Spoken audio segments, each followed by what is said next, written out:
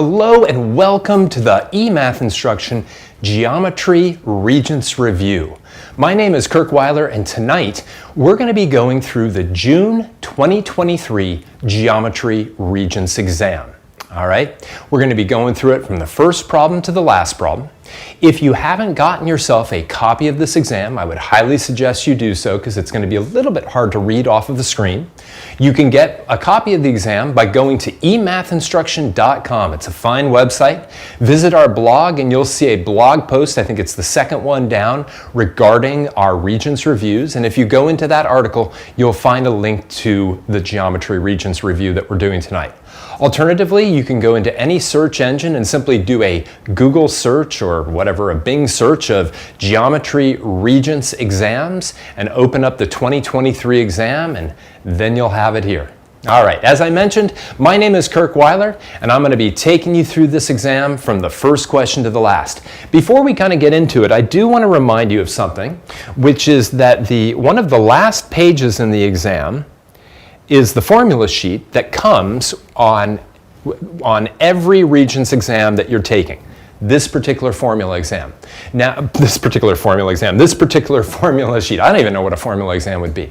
Now, most of the stuff on this formula sheet is completely irrelevant to you. Most of this is pretty irrelevant, to be honest with you, right? But there is some good stuff on here that you're going to want. There's the area formulas for a triangle and a parallelogram. I hope you know those already. The area formula and the circumference formula for a circle. But more important than that are your volume formulas. The volume formula for a general prism, for a cylinder, a sphere, a cone, a pyramid. We're going to see in this exam that we will end up using those volume formulas for the cone and the sphere, without question. We'll also be kind of using the volume formula also for a general prism. We'll get into that eventually. Most of this material you will not need whatsoever, right? But you might need the Pythagorean theorem at some point. Most of this, though, you won't need. And it's kind of interesting because, of course, there's a lot on this formula sheet that you need, or sort of stuff that's on this that's not on the formula sheet that you do need. Apparently, I can't talk this evening. For instance, all of the trig ratios. You think that it would be kind of nice if they gave you those here. You know, what is sine, what is cosine, what is tangent, etc. But they don't. So those are pieces that we have to have memorized. That being said, let's get out of this and let's get right into the exam. I'm itching to do some geometry. Let me get all the way back up here. Let's go into view full screen and let's get right into it. I did want to mention one thing before we get started too far in, especially for those of you that have seen me in videos before and seen these live reviews before. You might see during the course of the evening, I might be walking a little bit funny. I might even have to sit down at one point or another. I pinched a nerve in my lower back last week, and it's mildly painful to be standing right now. So I'm going to give it my go, give it my all. And hopefully we're going to make it through 3 hours without me falling over, although that would be kind of a bonus if I just took a sudden spill because my left leg gave out. That's why tonight's review is being brought to you not only by our forever sponsor, Lemonade, but also by ibuprofen. Ibuprofen, a painkiller that just takes the edge off, but not enough to let you know that your pain's gone. All right, let's start with problem number 1. It's quite all right. A square pyramid is intersected by a plane passing through the vertex and perpendicular to the base. Which two-dimensional shape describes this cross-section?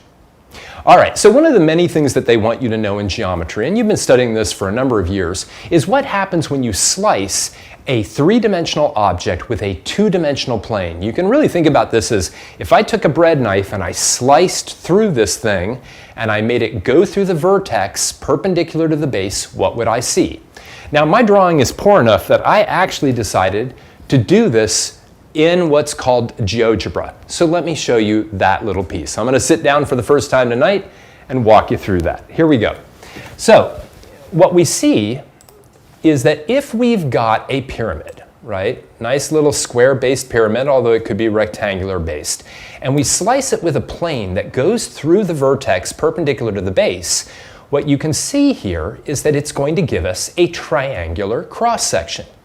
Now that's opposed to if we sliced it with a horizontal plane, it would give us a cross-section that is congruent. I don't know why I just opened that up. That is congruent to the base, but we're gonna be opening up apparently a middle school calculator right now because we need that apparently. Let me just close that out for a second. I don't think I need that TI. But anyway, so what we end up having, if we slice it and it goes through the vertex, is we end up having another cross-section that is also triangular. All right. Well, let's hope that every problem goes that well. All right, let's talk about problem number 2. Trapezoid ABCD is drawn such that AB is parallel to DC. Trapezoid A prime, B prime, C prime, D prime is the image of trapezoid ABCD after a rotation of 110 degrees counterclockwise about point P. Which statement is true? All right, so let's talk about this a little bit. One thing that's very important is that we've got what's called a rotation here. Now, a rotation is one of our basic rigid motions. All right, rigid motions. All right. And that means that the pre-image object and the image object are congruent to each other.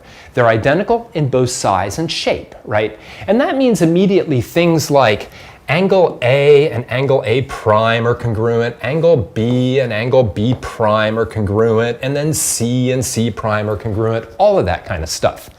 So then they say, well, which statement is true? Angle A is congruent to angle D prime? Well, there's no reason why A and D are congruent, so there'd definitely not be a reason why A and D prime would be congruent. AC is congruent to BD, right? That's AC would be that diagonal, BD, right, or B prime D prime would be that diagonal. That would be true if this was an isosceles trapezoid. The two diagonals would be congruent, but there's absolutely no reason why it would have to be the case here. This one, choice 3, says A prime B prime is parallel to D prime C prime. In other words, this side is parallel to that side. Well, since it's a rigid body motion or a rigid motion, what is certainly true is that two segments that are parallel originally, AB is parallel to DC, must also be parallel underneath the rotation or after the rotation. So this is most certainly also true. Choice 3. All right, number 3, let's take a look. What is the volume of a right circular cone that has a height of 7.2 centimeters and a radius of 2.5 centimeters to the nearest tenth of a cubic centimeter? Now, if we broke out right now and we went back to that formula sheet, we would see the volume formula for a cone, and it would say the following. It would say the volume of a cone is 1/3 times pi times r squared times h. All right, so this is truly a plug and chug kind of problem. In other words, right, the volume is going to be 1/3 pi. Our radius is 2.5 centimeters. They didn't even try to get tricky and give us the diameter. The height is 7.2 centimeters. Again, nothing particularly tricky here. And so now this just becomes an issue of putting it into our calculator. Let me see if I can get our notes. And let me kind of break out, go into the correct calculator now. I'm going to use my fraction button. In fact, I'm going to just go into 1/3. Don't forget your pi. It's an easy thing to forget. Remember, our radius was 2.5, and it's going to be pi r squared, then times our height, which was 7.2, right? And like literally, I'm typing it in exactly the way it looks on my formula. I'm going to hit enter, and my volume is 47.123, etc. They want our volume now. Let's go back here to the nearest tenth of a cubic centimeter, and that was 47.1. All right, so no big deal, nice and easy. All right, ready for our first trig problem of the night? Let's take a look at number 4.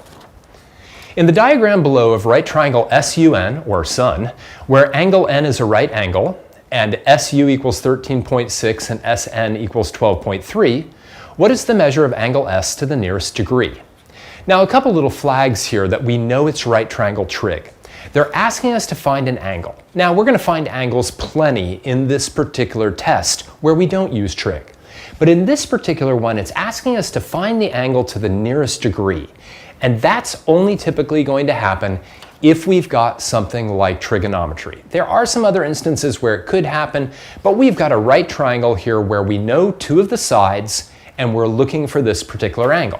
Now remember, the trig ratios, right, can always be thought of using the mnemonic so, ca, TOA. And I know some teachers don't like this mnemonic, but it's helpful, right? The sine of an angle is the opposite divided by the hypotenuse. The cosine of an angle is adjacent divided by hypotenuse. And the tangent of an angle is opposite divided by adjacent. So what I always tell students is it's always about the angle. Whether it's the angle you're looking for or the angle you know, it's all about the angle. So I'm looking at angle S. 12.3 is the adjacent side. 13.6 is the hypotenuse. So I've got A and H, which means I've got cosine, right? So what exactly do I write down? Well, I write down that the cosine of angle S is equal to the adjacent side, 12.3, divided by the hypotenuse, 13.6. And now I will use what's known as the inverse cosine function to figure out what angle has that as its cosine, right? So I'm just going to do the inverse cosine of that fraction. Let me again bring out my calculator. I go into trig. Now, I suppose before I should do this, though, I would like to point out, right, your calculator has two different modes it can be in when it measures angles. It can be in degree mode, or it can be in what's called radian mode. On the TI Inspire, which is the only calculator I'm using tonight, my apologies to those that are using something different, I can tell I'm in degree mode right here. Now, if on the other hand it said RAD there, rad, I won't make a stupid middle-aged man joke about that, but if I had rad sitting there, then I would know that what I really need is degree, much to the chagrin of my daughter, right? I will not go with a middle-aged man joke. Anyway, I gotta make sure it says degree there. If it's not in degree mode, when I ask it for the angle whose cosine is 12.3 divided by 13.6, it's going to give me some really weird looking radian answer. But here we go. So I go into trig and I want, there we go. I want the cosine. Maybe if I put in my fraction bar, it'll stop. There we go. The inverse cosine, notice that little -1 there, of 12.3 divided by 13.6. Enter. And that now gives me the angle, right, to way more degrees than decimals than what I want, that has a cosine of 12.3 divided by 13.6. If on the other hand you put cosine, not inverse cosine, but cosine of 12.3 divided by 13.6, thankfully you won't get anything that's even reasonably close to one of the four answers. But here at least our answer is 25 degrees to the nearest degree, which is I believe what they wanted, and there it is, 25 degrees. All right, let's take a look at number 5. In the diagram below of circle O, diameter AOB and chord CB are drawn, and measure of angle B is 28 degrees. We want to find what is the measure of arc BC.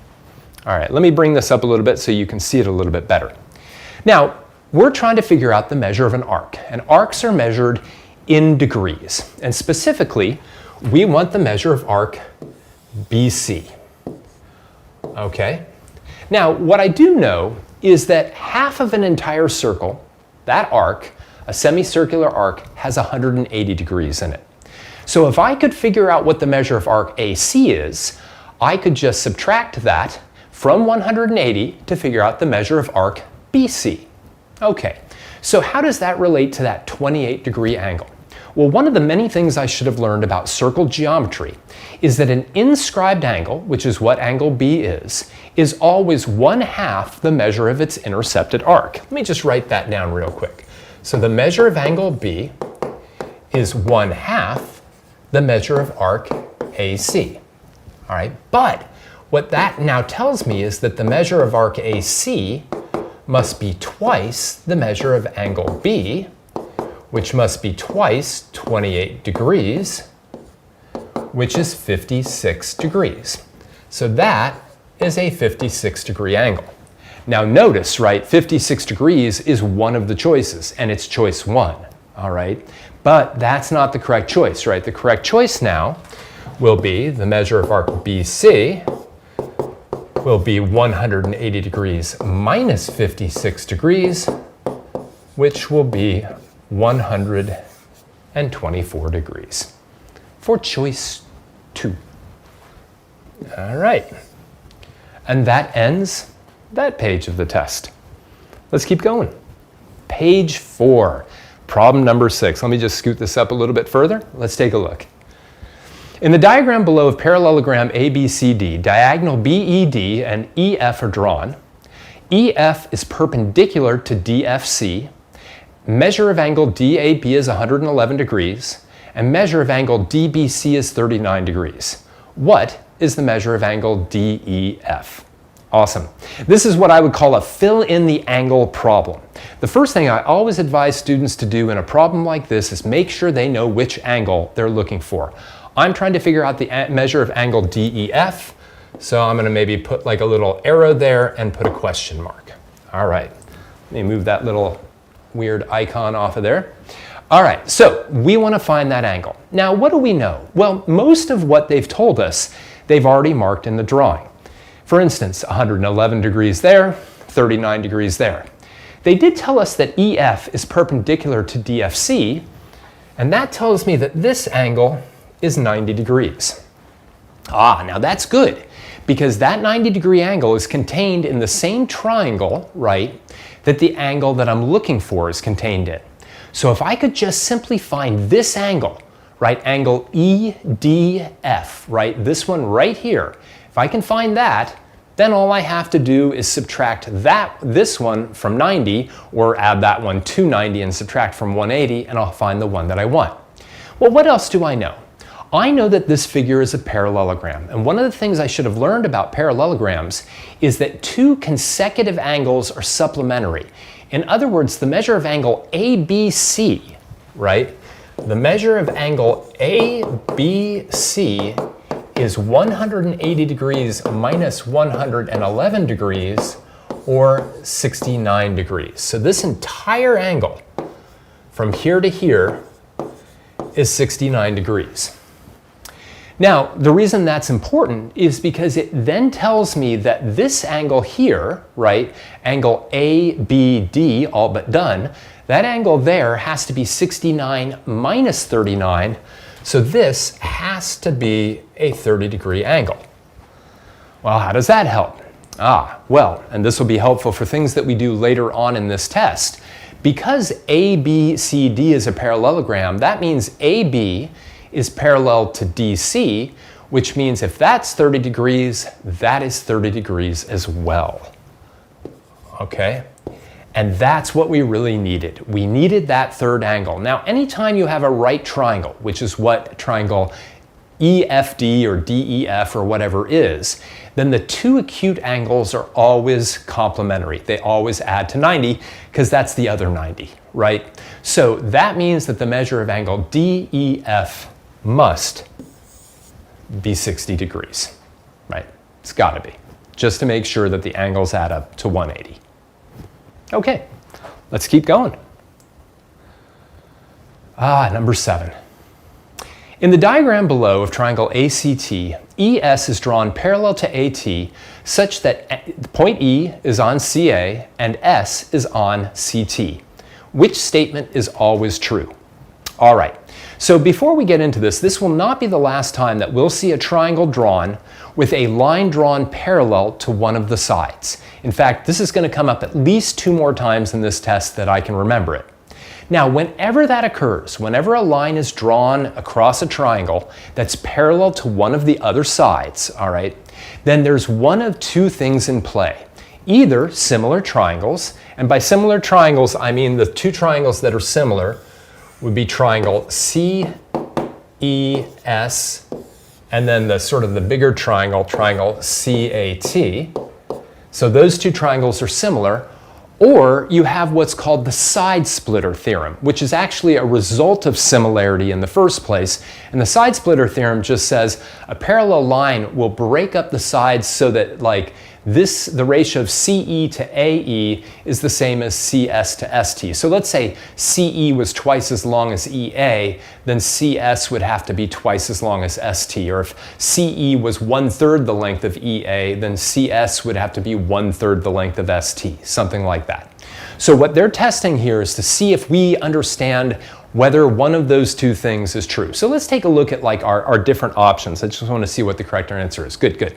All right, so like the first one, it says CE divided by CA, so that would be CE divided by CA, that's setting us up for similarity, is equal to CS divided by ST. No, no, no, right? CE divided by CA would be equal to CS divided by CT, right? So not by ST. Let's take a look at number 2. CE divided by ES, right? That's fine, that's CE divided by ES. Now if they do it right, it should be CA divided by AT. Is it? It's EA divided by AT. No, no, why would it be this one divided by this one? That doesn't make any sense. There's no similar triangle piece there. Let's take a look at this one. CE divided by EA is equal to CS divided by ST. And that's correct. That is the side splitter theorem. Not that you need to know the name necessarily, but it is one of the better named theorems in geometry, so I like writing it down. And again, the side splitter theorem is really nice. It just basically says when we've got a line that's parallel to one of the sides of the triangle, it will, and goes through the other two sides, it will split them up proportionally. All right, awesome. I think that's the last problem on that page. You bet it is. Let's take a look at our next problem. All right, the first one where I've got a little bit of animation going on here, number 8. On the set of axes below, congruent triangles ABC and DEF are drawn. Which sequence, and we'll bring the picture back in just a second, which sequence of transformations maps triangle ABC onto triangle DEF? All right, well here's the first thing I'd like you to notice. They almost always have a problem like this in the exam. When you look at this, the first thing I always want you to do is look at the lettering on this triangle and go in alphabetical order, A, B, C. If I did that right, what I would see is that those letters, right, kind of go alphabetically in a clockwise direction, right? If I look at this triangle and I go DEF, right, and I kind of follow the alphabet, they also go around in a clockwise direction. Now, why am I even mentioning this? I'm mentioning it because that means that there couldn't have been a single reflection. There could have been 2 reflections, but that's pretty rare when they have one of these things, all right? But whenever you reflect an object a single time, what happens is that the orientation of the vertices flip around. It's like when I'm looking into a mirror and I see my hair parted in the opposite direction that I'm used to, like right now when I'm looking into the camera and I'm like, that's not the way my hair parts, but it actually is the way my hair parts. I'm just always used to seeing it in a mirror. So my point is, if I see any choice that has just one reflection in it, I know that's incorrect because the orientations of the letters stayed in clockwise direction. So let's take a look and see if we can eliminate a couple of the choices. Choice 1's got a rotation and a translation. That's all good. Those will both preserve the orientation of the letters. The second one's got a rotation and a reflection. Nope, that would change the order, or it would make it go counterclockwise.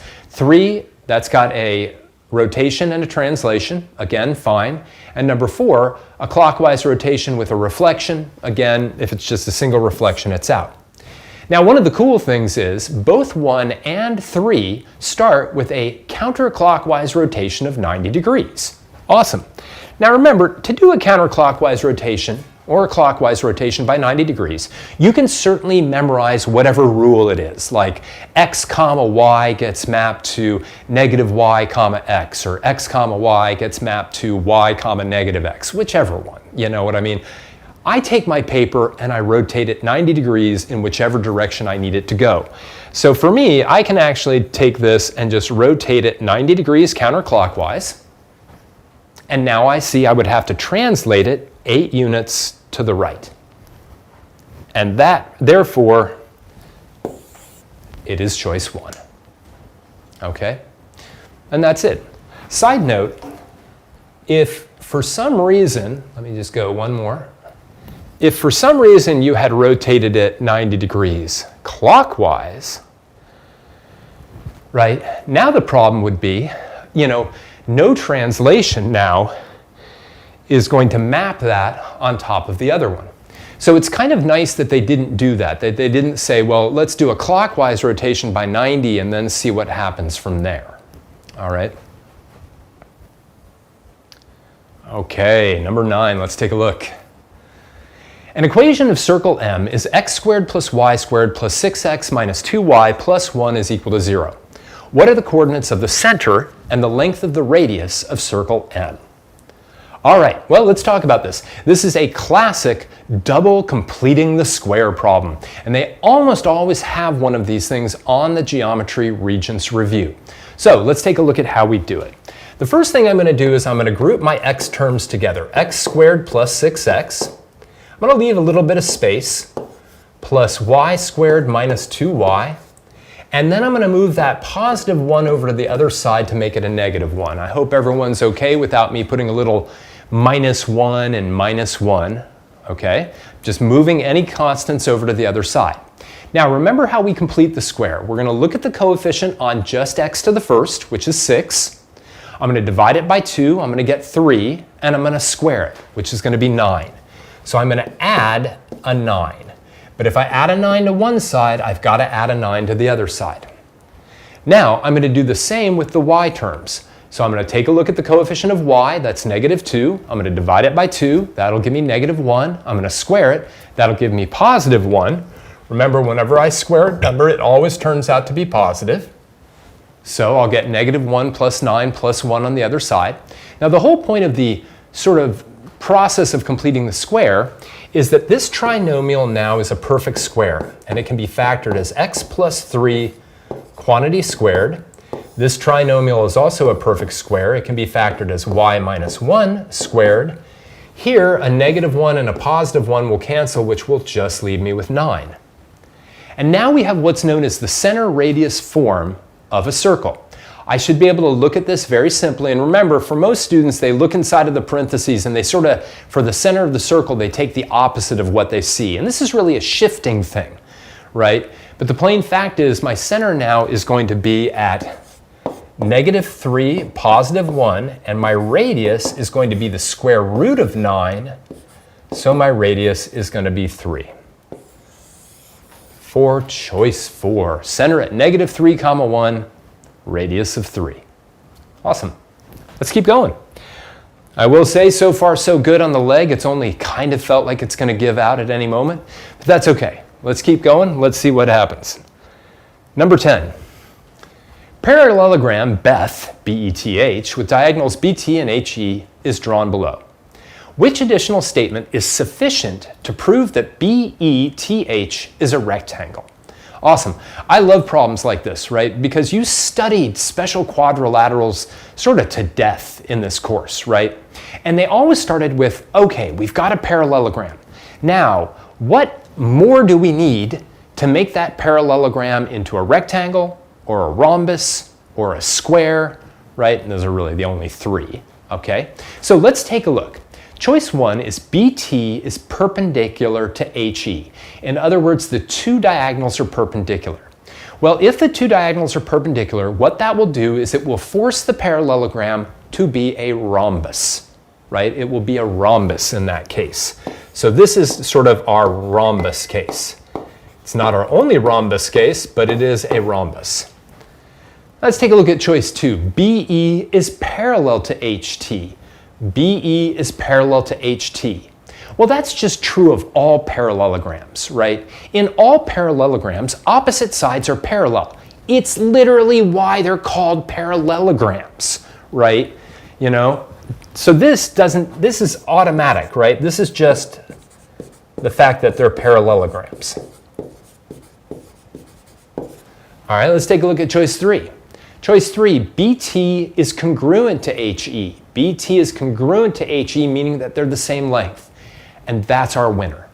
All right, and I'd like to show you just a little demo of this really quick. I'm going to go back to the chair just so I get a chance to sit down and show you a little bit more in terms of this program GeoGebra.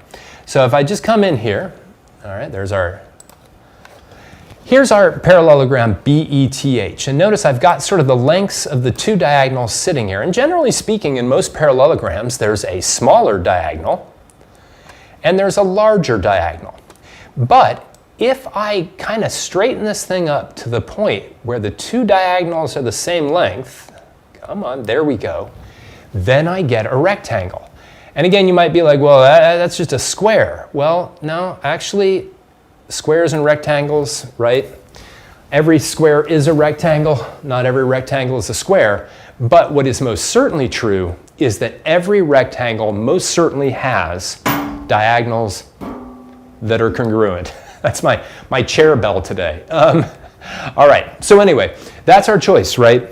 The fact that if we have a parallelogram whose diagonals are the same length, it must be a rectangle. By the way, the last one, BE is congruent to ET. I love saying that. BE is congruent to ET. That just makes it a rhombus again. Any parallelogram that has two adjacent sides, touching sides that are the same length, must be a rhombus. All right, let's get back to it. Number 11. I like this one, but it's a little tricky. A gardener wants to buy enough mulch to cover a rectangular garden that is 3 feet by 10 feet. One bag contains 2 cubic feet of mulch and costs $3.66. How much will the minimum number of bags cost to cover the garden with mulch 3 inches deep? All right, now this thing's a little bit tricky, right? And it's tricky because the bags have volume in them, 3 cubic feet. So we need to calculate first and foremost what volume of mulch we need. Well, we know we have a garden that is 3 feet by 10 feet and we're covering it with mulch 3 inches deep. And that's the hard part, right? Because we've got something that kind of looks like this, if you will. Right? Something that's 10 feet, 3 feet, but then only 3 inches. And that's a real problem. Because I think that you are all very comfortable by now knowing that the volume of a box, of a rectangular solid, is length times width times height. But all the units have to be the same or we won't have cubic feet. We won't have feet times feet times feet, right? So we ultimately have to change these inches into feet. And that's going to disturb a lot of people because if I had like 24 inches, you'd all be like 2 feet. Even if I had 72 inches, you'd probably be like 6 feet, but I have 3 inches. And 3 inches is less than a full foot. But what that means, right, is that what I have is 3 inches divided by 12 inches per foot. I have 1/4 of a foot, right? That's what 3 inches is. Now, if you don't like that, you could just do 3/12 of a foot. Okay, there's nothing wrong with that. But one way or another, if you just use that 3 inches in here, man, are you going to get the wrong answer, right? There's just no way. So first, let's get our volume. Our volume is going to be length times width times height. And yeah, I'll just go with the 3/12. So 10 times 3 times 3/12. Why not?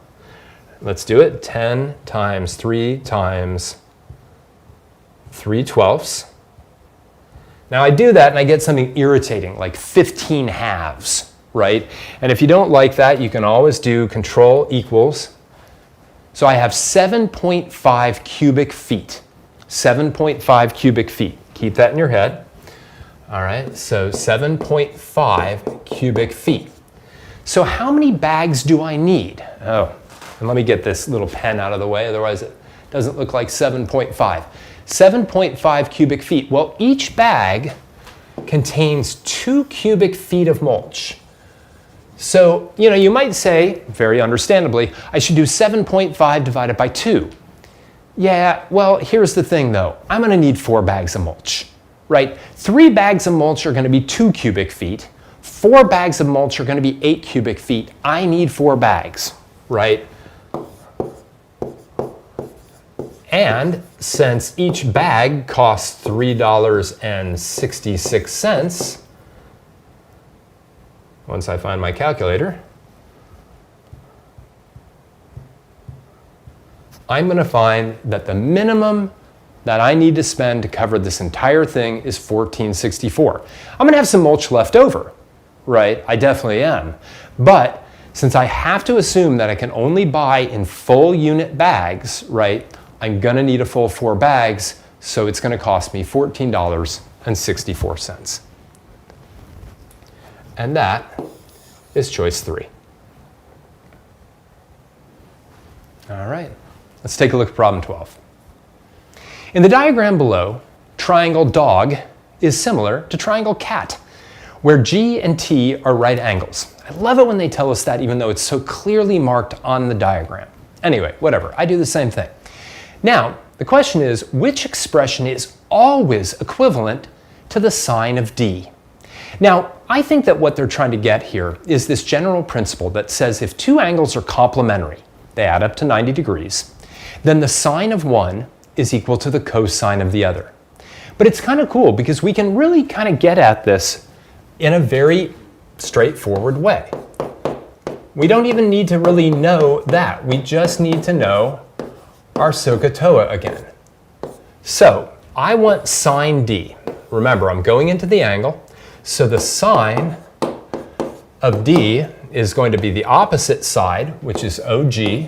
Yes, I'm sure everybody likes that. Divided by the adjacent side, which is DG. Oh, no, not divided by the adjacent side. Wow! Divided by the hypotenuse, which is OD.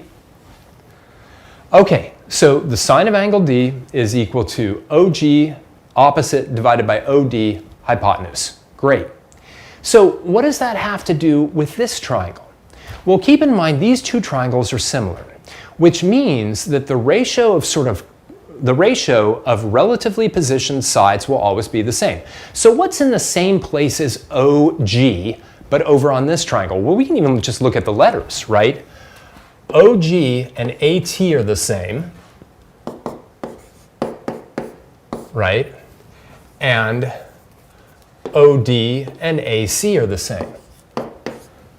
All right, so now what exactly will AT divided by AC be? AT divided by AC. Well, AT divided by AC is one of two things. AT divided by AC is either the sine of C, because that would be the opposite of the hypotenuse, but they don't have sine C here, right? But AT divided by AC will also be the cosine of angle A, right? The cosine of angle A is AT divided by AC. Now again, right, you could also say, well, all right, look, I know that angle D and angle C have to be equal, which means angle O and angle A have to be equal.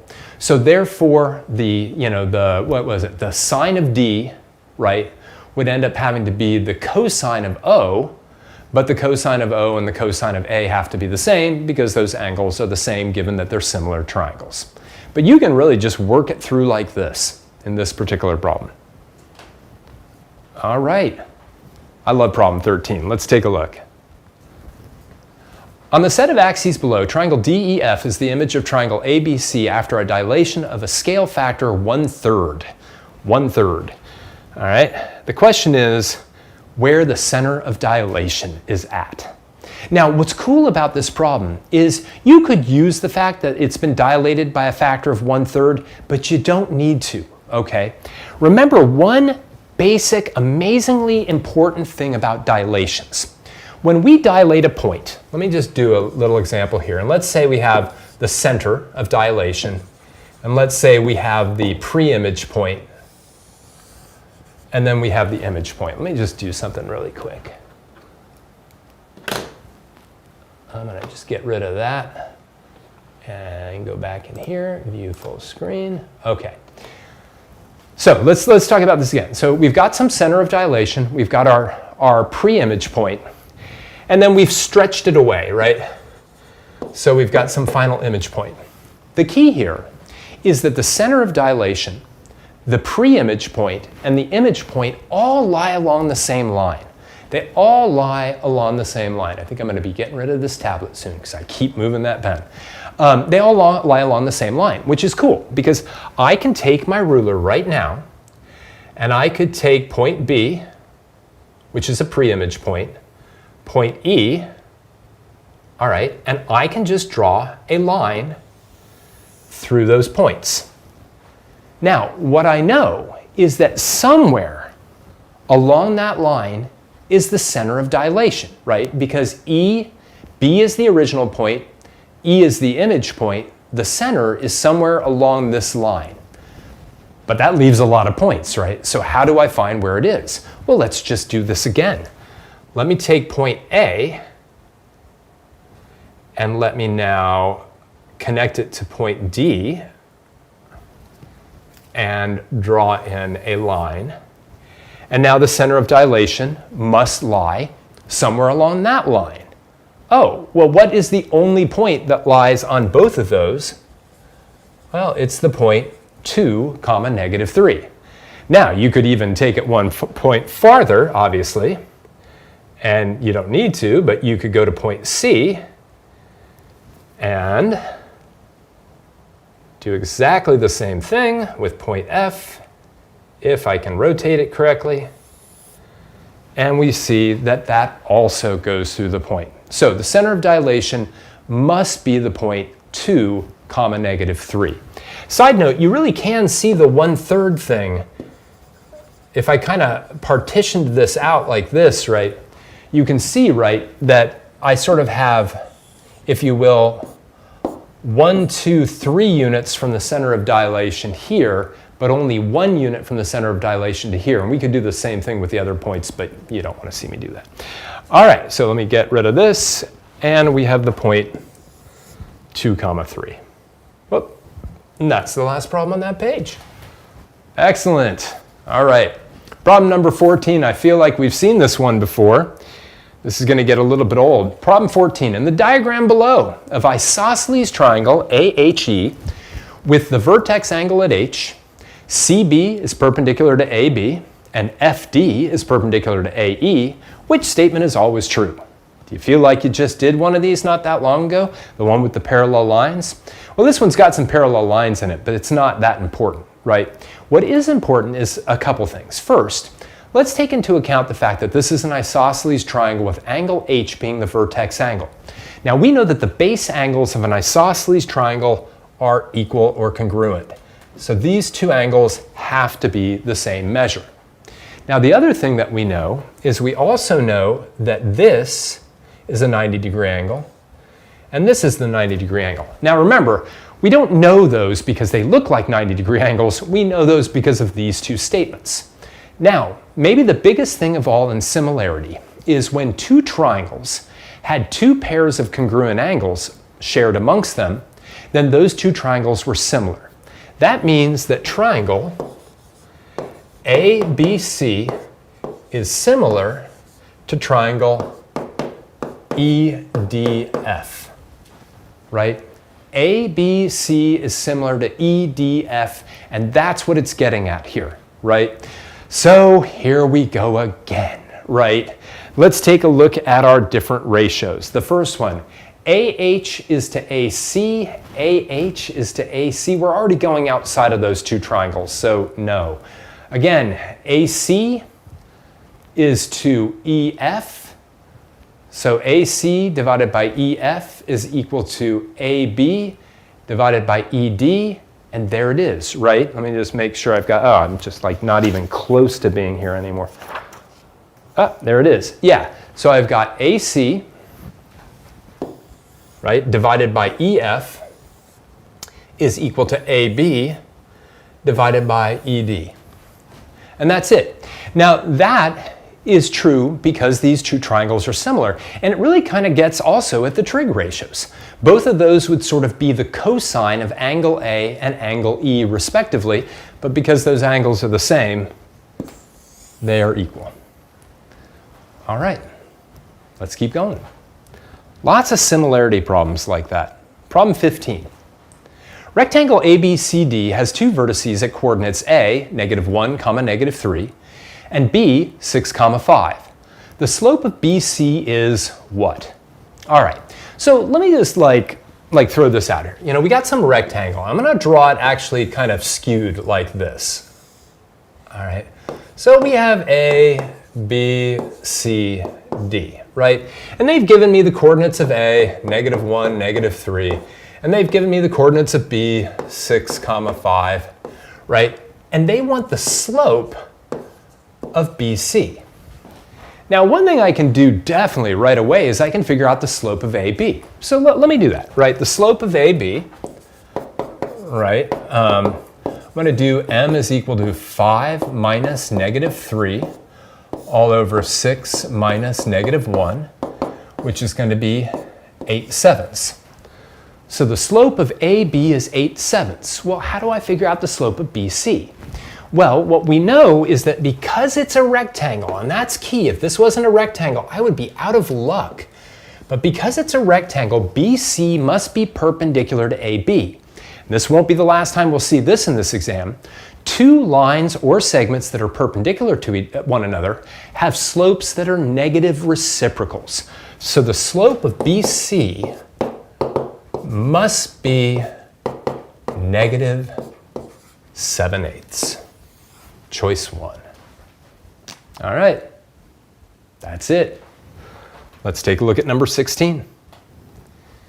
In right triangle ABC, the measure of angle A is 90 degrees, the measure of angle B is 18 degrees, and AC is equal to 8. To the nearest tenth, the length of BC is what? Now, what's interesting about this is that this is now, depending on how you count, our third right triangle trigonometry problem. And in this one, they didn't give us the diagram. Sometimes they do, sometimes they don't. In this particular one, that they didn't. Now, how do I know it's a right triangle trig problem? Well, because I've already done the problem. But let's say that we didn't, and let's just draw a picture here. We have a right triangle, we know A is 90 degrees, we know B is 18 degrees, and we know AC is 8. Now, I don't have to make this amazingly accurate, but it sure doesn't help for it to be at least a little bit accurate, and what we definitely have to do is nail down the fact that angle A is the right angle. I'll call this angle B, I'll call this angle C or vertex or whatever, and I'll put in my 18 degrees there, and I know that AC is equal to 8, and I want to know the length of BC. Okay? And now this is most certainly classic right triangle trig. We have a right triangle. That's pretty much important. We have an angle of the right triangle, and we have one of the three sides, and we're asked for one of the other three sides. So remember, always go back to the angle, right? I'm talking about angle B. I've got the side opposite of the angle B. I've got the hypotenuse. Opposite and hypotenuse is the sine ratio. So I know that the sine of 18 degrees is equal to the opposite side, 8, divided by the hypotenuse, which is actually what we're looking for. Now, you could call that X or C or whatever you want to call it. I'm calling it BC because, well, that's what it is, right? If I do a little cross multiplication, I get BC times the sine of 18 degrees is equal to 8, which means that BC is 8 divided by the sine of 18 degrees. And that, again, I will need my calculator, and I will certainly want my calculator to be in radian mode. Whoops, why did that happen? That's not what I wanted. I just want to add another page. Let's add a calculator. So we've got 8 divided by trig sine of 18. Nice that it didn't go crazy there. And we've got 25.8885, etc. So let's go back to it. You said radian mode, but you meant degree mode. Sorry, degree mode. Thank you, Joey. Shout out to Joey Chevelle, who is the man behind the curtain. That was supposed to be 25.88, etc., so 25.9.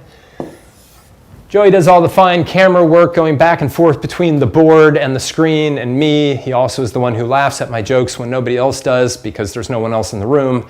And also he catches my mistakes, both in verbal mistakes and whatnot. For right now, I'm going to turn this thing off so that that is no longer there. It's still there. That's amazing.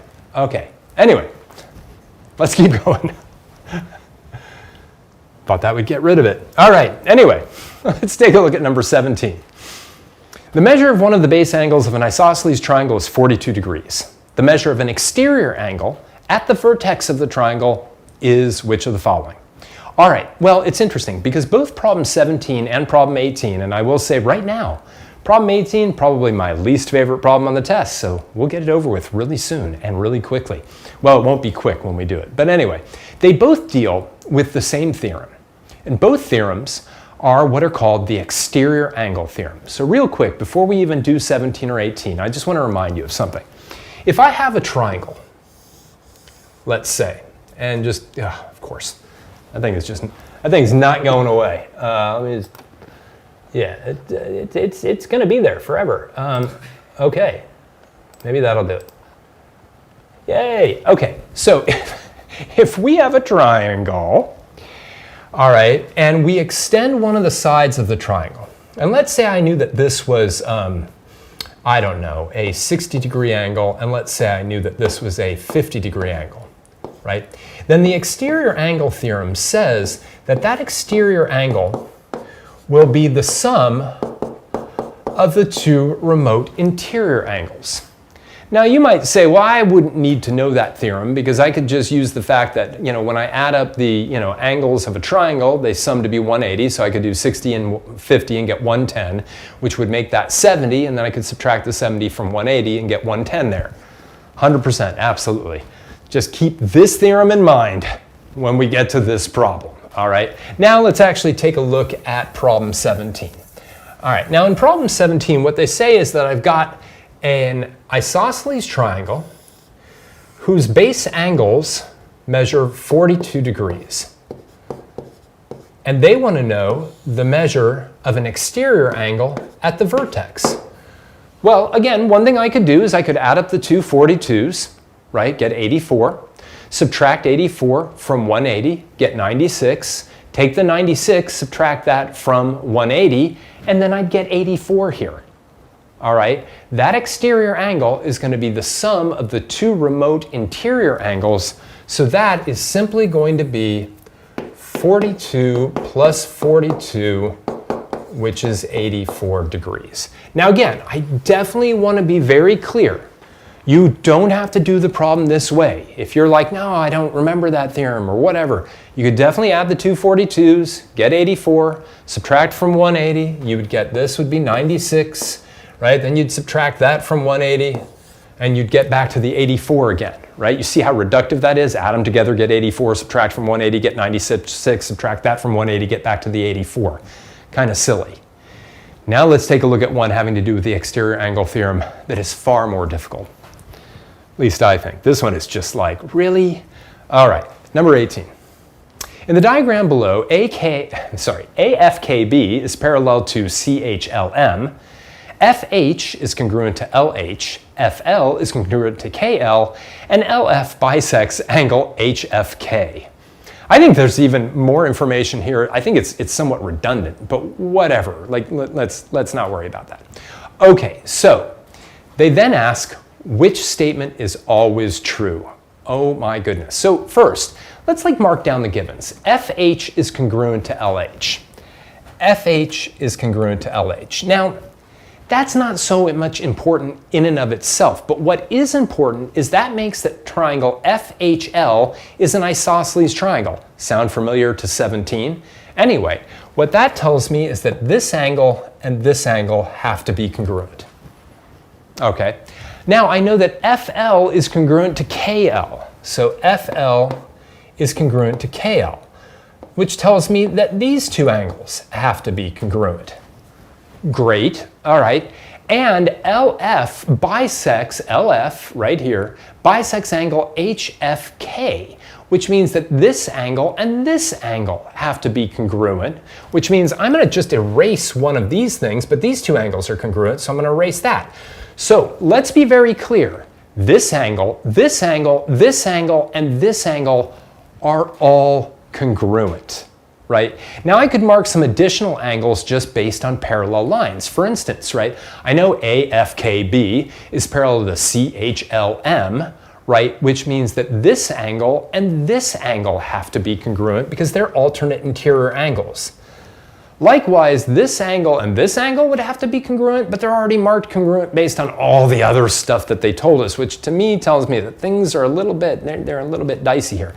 Now, one of the other things I do know for certain is that this angle, finally I can mark one that's a little bit different. This angle and this angle must be congruent because they are corresponding angles. All right, there's probably a lot of other stuff I could mark on here, but let's start taking a look at stuff. First things first, 2 times the measure of angle HLF, right? So let's find HLF, that's this guy right here. So if I do twice that angle, I'm gonna get the measure of angle CHE. Well, CHE is right here, right? And that angle is congruent to that one because they are vertical angles. But there's absolutely no reason why that angle should be twice this angle, right? That would say that that angle would always have to be the sum of these two. But the vertex angle of an isosceles triangle is not always equal to the sum of those two. In fact, it would have to be this angle, this exterior angle, which would be equal to that plus that, and therefore twice HLF. See, I can't even walk my way through this one. Let's take a look at the next one. 2 times the measure of angle FLK. All right, well, let's find FLK. FLK, that's this one, right? 2 times FLK is equal to LKB. LKB. Well, LKB, which is an exterior angle right here, right, should be equal to this one plus this one. All right? Well, there's no reason why that angle should be twice that one unless that one is equal to this one, but we have no information telling us this one is equal to that one. So that one's not always true. Let's take a look at number 3. At least now we don't have the twice then thing. The measure of angle AFD, let's find that one. AFD, that's this angle right here. AFD is equal to BKL. BKL. Well, what do I know about BKL again? BKL is going to be equal to this angle plus this angle. All right. Now, what is AFD equal to? Well, AFD is a vertical angle with these two. So AFD is going to be equal to this one plus this one, but we've already figured out that BKL doesn't need to be the sum of these two particular angles. So it's got to be choice 4, but let's see why it's choice 4. Yeah, that's right, it had to be choice 4. Now I'm starting to hurt. Okay, DFK. Well, where's DFK? DFK is this thing, right? And KLF. Well, let's find KLF. KLF, this one. Well, why would DFK, this one, have to be congruent to KLF, this one? Well, think about it for a moment, right? DFK is supplementary to this angle that is comprised of these two things. In other words, DFK plus this is 180. Well, what is KLF, this one? That is also supplementary to sort of this one and this one combined. And since these two angles and these two angles are equal, then when we subtract these two from 180 and we subtract these two from 180, they leave two angles that are equivalent to each other. Okay, so choice 4. Excellent. Let's do number 19, and then I think we'll take a lemonade break. Question number 19. The line whose equation is 6x plus 3y equals 3 is dilated by a scale factor of 2, centered at the point 0, 0. An equation of its image is what? All right, so this is one of those classic problems that shows up on almost every Geometry Regents exam, and it's testing a couple really basic things about dilations. One of the things it's testing is if I have a line that's dilated by a point that's not on the line, okay, and that's key, that's not on the line, what happens is it produces another line that is parallel to the original. So if this was like A and B, and this was, let's say, A prime and B prime, right, then the two lines will be parallel to each other. So before we even move on and talk about the dilation constant of 2 and all of that, let's take this line real quick and let's write it in a form that we like a lot more. I'm going to get this in my slope-intercept form. I'm going to subtract a 6x from both sides, and then I'm going to divide everything by 3. So the line I'm really working with is y equals negative 2x plus 1. Now be careful. It's real easy to do all that and go, oh, choice one, choice one. Except that's just the line that's the pre-image, right? That's the line that's the pre-image. It's not my image line. But one thing that I know is that my image line will have the same slope as my original line because the two lines under a dilation are parallel to each other. So that means choice 3 and choice 4 are out. Now I kind of wish that they hadn't have put the negative 2x plus 1 there. I wish they had maybe put something else there, because I already told you basically it's not that one, so it's this one. But why is it this one? Well, it's this one because every point should be twice as far from the origin, right, as where the pre-image point was. And one of the points that we know lies on this line is its y-intercept 0, 1. But that means that the new y-intercept has to be, right, 0, 2 after that dilation by a scale factor of 2. And so my new line has the same slope as my old line, but a y-intercept that is twice as far from the origin as where my original one started from, for choice 2. All right. So let's take a little break right now. I thought about sitting down, but honestly, when I sit down, this is the effect that you get, which, I realize this is a great effect, and I like it because then I can do the Kirk metronome, which of course moves in the opposite direction that I think it's going to. It would be great if I could do the whole break just doing this, but that would make drinking lemonade very difficult. So I'm going to stand back up now and have a little bit of lemonade. I would also have some more ibuprofen, but I can only take that every 6 hours, so that's not going to happen again in this review session. And no, I'm not such a narcissist. I know I'm not always right. It's a mathematical pun, okay? I'm only mostly right. It's kind of like in The Princess Bride, mostly dead. I'm mostly right. All right. Hey, for those of you who are, for some reason, in Algebra 2 and are watching this, why? It's a Thursday night. You probably took a chemistry Regents today, and for those of you who did take a chemistry Regents today, I hope it went well. But as a reminder, we're going to have our Algebra 2 review for the Regents exam on Sunday night because Monday morning is the Algebra 2 Regents exam. This has been an interesting exam week. Of course, we had the fantastic and important holiday yesterday of Juneteenth, right? And then on Monday, there was another holiday. I think it was an Islamic holiday. I'm not sure. I'm not too familiar with it. But that also gave students another breather as they were going through the exam weeks. But exams are almost over, folks. They're almost over. So anyway, let's get back into it now that my, lemonade break is over. And let's take a look at problem number 20. Which figure will not carry onto itself after a 120-degree rotation about its center? All right. Well, now you did some work with what was called symmetry, right? And what you found was if you took a regular figure, like a square or an equilateral triangle, or a regular pentagon or hexagon or whatever, and you rotate it about its center point, certain angles of rotation will map the figure onto itself, all right? It'll just sort of overlap on itself.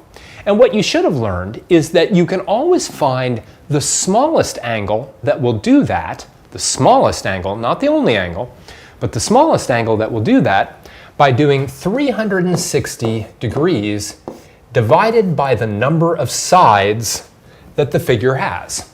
So for example, if we had a decagon, a 10-sided figure, a decagon, right, we would do 360 divided by 10, and we would find that if I took a decagon, a 10-sided figure, and I rotated it by 36 degrees, it would land on itself.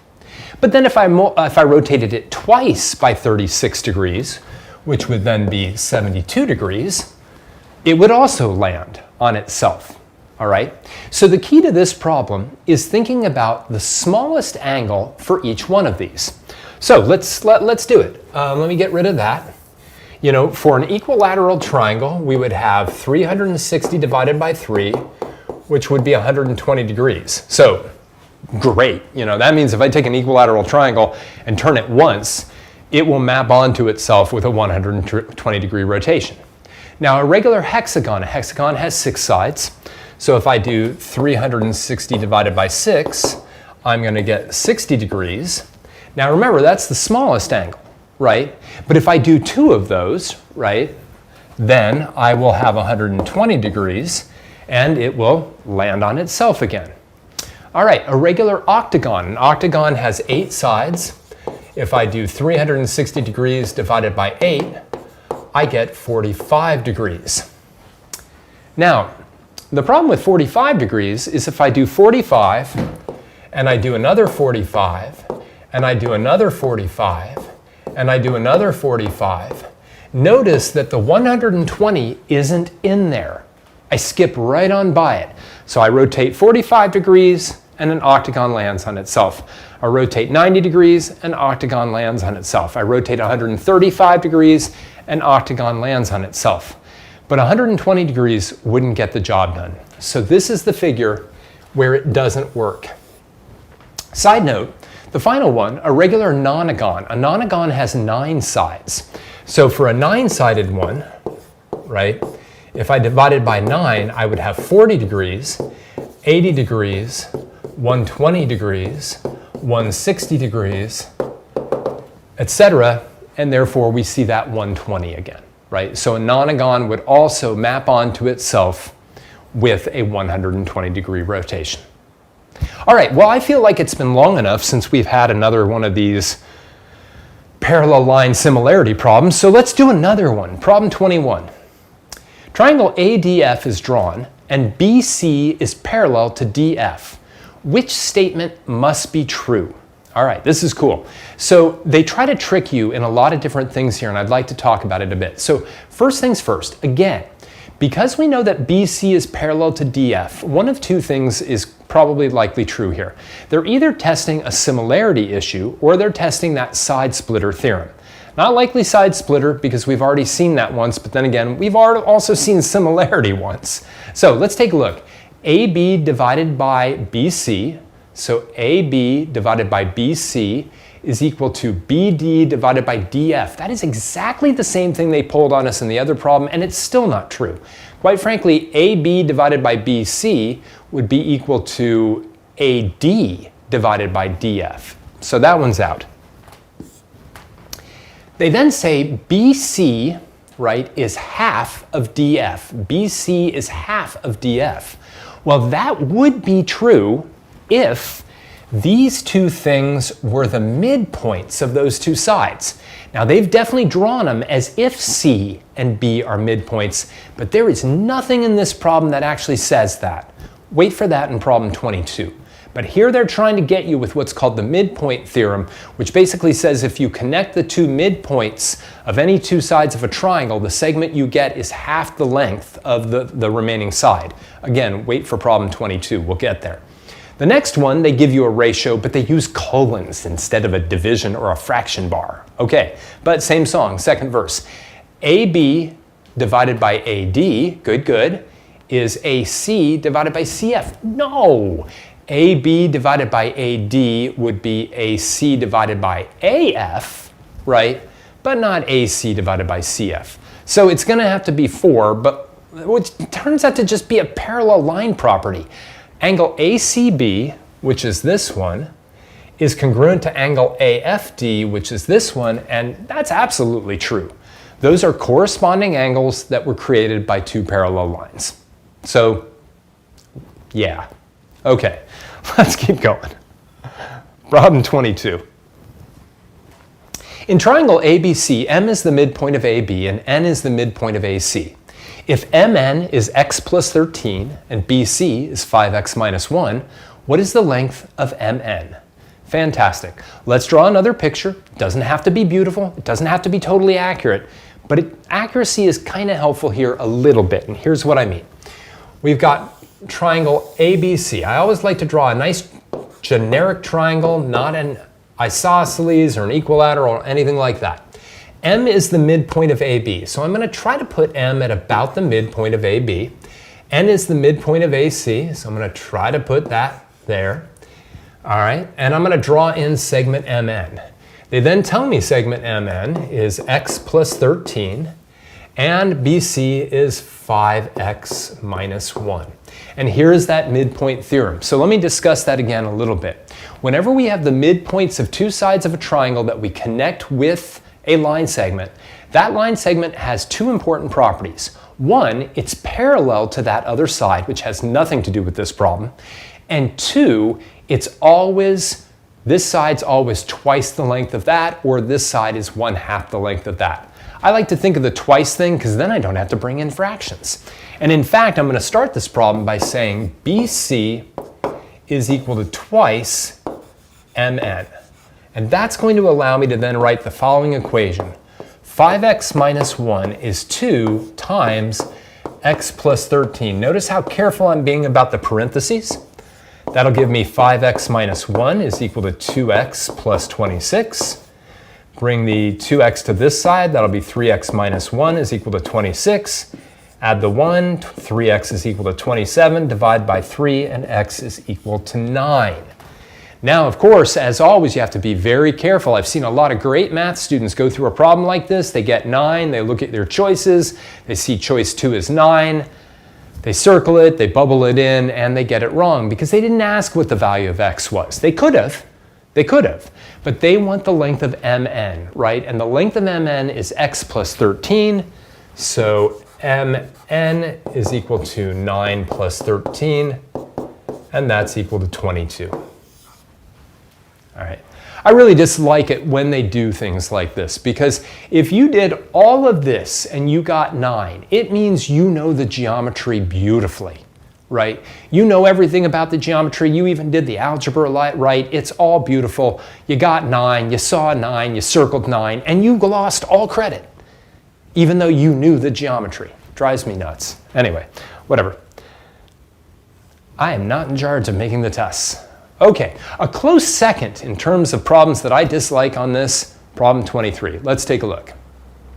In the diagram below of isosceles trapezoid star, diagonals AS and RT intersect at O. ST is parallel to RA with non-parallel sides SR and TA. Which pair of triangles are not always similar? All right, well, let's talk about this a little bit and why I hate this problem. One of the reasons is that the idea of an isosceles trapezoid, even though your teachers might have talked to you about it, is very ill-defined these days, especially given the fact that all parallelograms are trapezoids. So what exactly is an isosceles trapezoid, right? Well, an isosceles trapezoid is a non-parallelogram trapezoid, meaning that it can only have one pair of parallel sides, and the two sides that aren't parallel have to be the same length, all right? Isosceles trapezoids are not part of the Common Core curriculum and therefore should never have shown up on this test. But again, I didn't make the test, somebody else did. And yes, I am always right. All right, so here's the other piece, right? You learned this important theorem in terms of similarity that we've already discussed once tonight, which is the AA similarity theorem. Sure, I can't spell similarity, but I finally got it out. The AA similarity theorem, which says that if two triangles share two congruent pairs of angles, then they are similar. Now, if you think about this, that means that all pairs of congruent triangles are also similar. And I don't really love that, all right? You know, but I guess they are. It just means that the dilation constant is equal to 1, if you're thinking about it from a dilation perspective, but I still think it's a little bit silly. That being said, though, in this problem, you will have to assume, not assume, but you will have to know that congruent triangles are also similar. But let's watch for the AA similarity theorem here. Here we go, triangle STO and ARO. And remember, we're looking for the pairs that are not similar. And we've had a number of problems like this, right? Where we're talking about things that are not something. So let's talk about triangle STO and ARO. STO is this sort of smaller triangle up here, and ARO is the one down here. And these are most certainly similar, right? This angle is congruent to this one. Those are alternate interior. This one's congruent to this one. Those are alternate interior. We also have the vertical angle pair right there, but whatever, we've got our AA similarity. These two triangles are most certainly always similar. So let's get rid of that. All right, let's take a look at triangle SOR, which is this one, and triangle TOA, which is this one. Well, those two triangles are congruent, and we could actually prove that it was congruent if isosceles trapezoids were part of the Common Core curriculum, which they're not. But because these two triangles are so clearly congruent, they are also similar.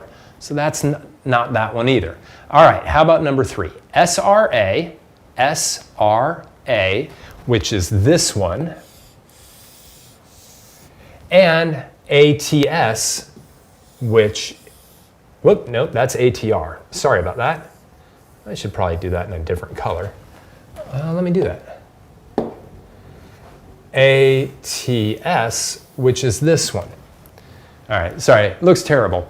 But SRA is this one down here, and ATS is this one up here. Now, one thing is certainly true. This angle up here and this angle down here, those are congruent.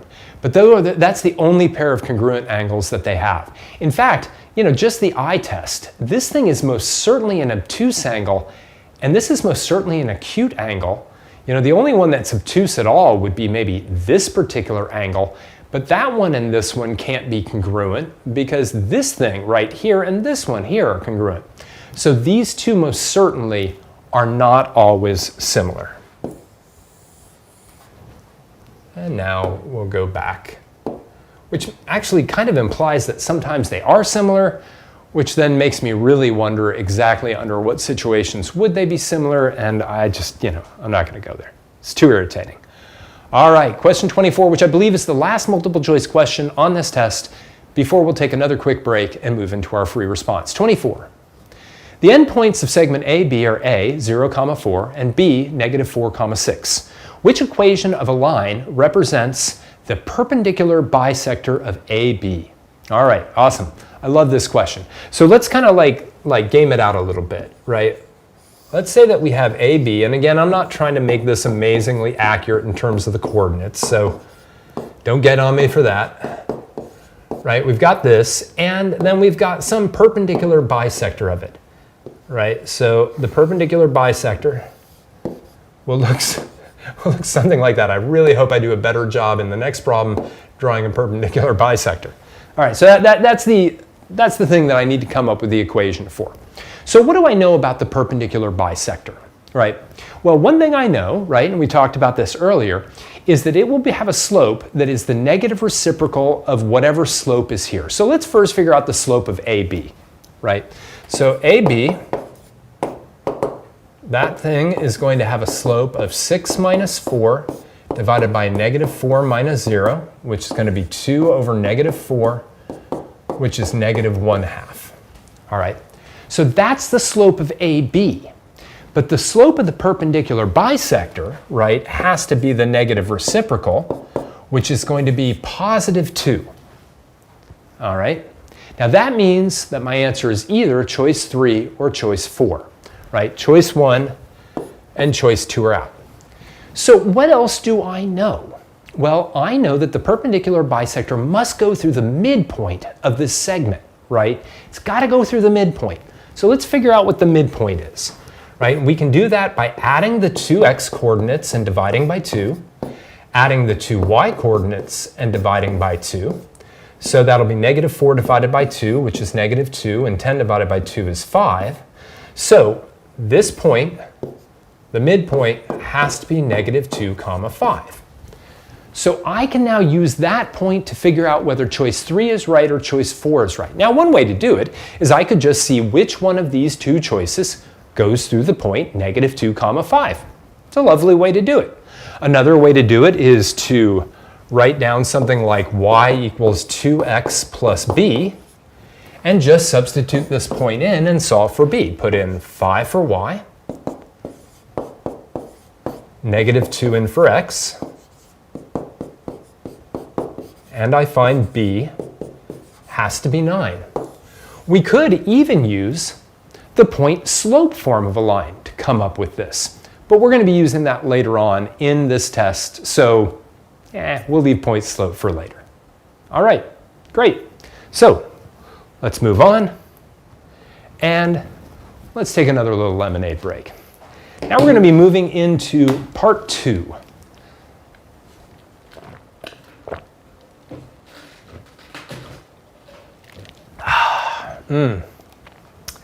All right, and we've been going for an hour and 20 minutes. An hour and 20 minutes, we've barely touched our calculator, a little bit here and there. We now move into the free response problems where you have the ability to get some partial credit. The first 7 of which, though, are 2-point questions. Now, you got to watch out on 2-pointers. It is so easy to know 90% of the math and get 0% of the credit, right? Kind of like with multiple choice questions. If you botch it in too many different ways, it's going to be a real problem. All right? So, let's take a look at the one and only construction that we're going to do on this test. And it's unfortunate. You learned a ton of different constructions, and I guarantee the construction that you're going to see tomorrow is not going to be this one. But it is what it is. I can't do all the constructions. That would take most of the 3 hours. Problem number 25.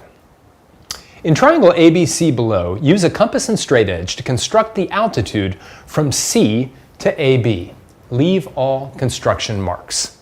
All right, I actually really like this construction. We want the altitude from C to AB. So let's talk about this piece of terminology, right? And that's one of the tricky things about geometry. There's a lot of terminology, okay? And in this one, you have to know what an altitude is. So generally speaking, right, if we have a triangle, right, an altitude is a line segment that we draw from one vertex perpendicular to the opposite side.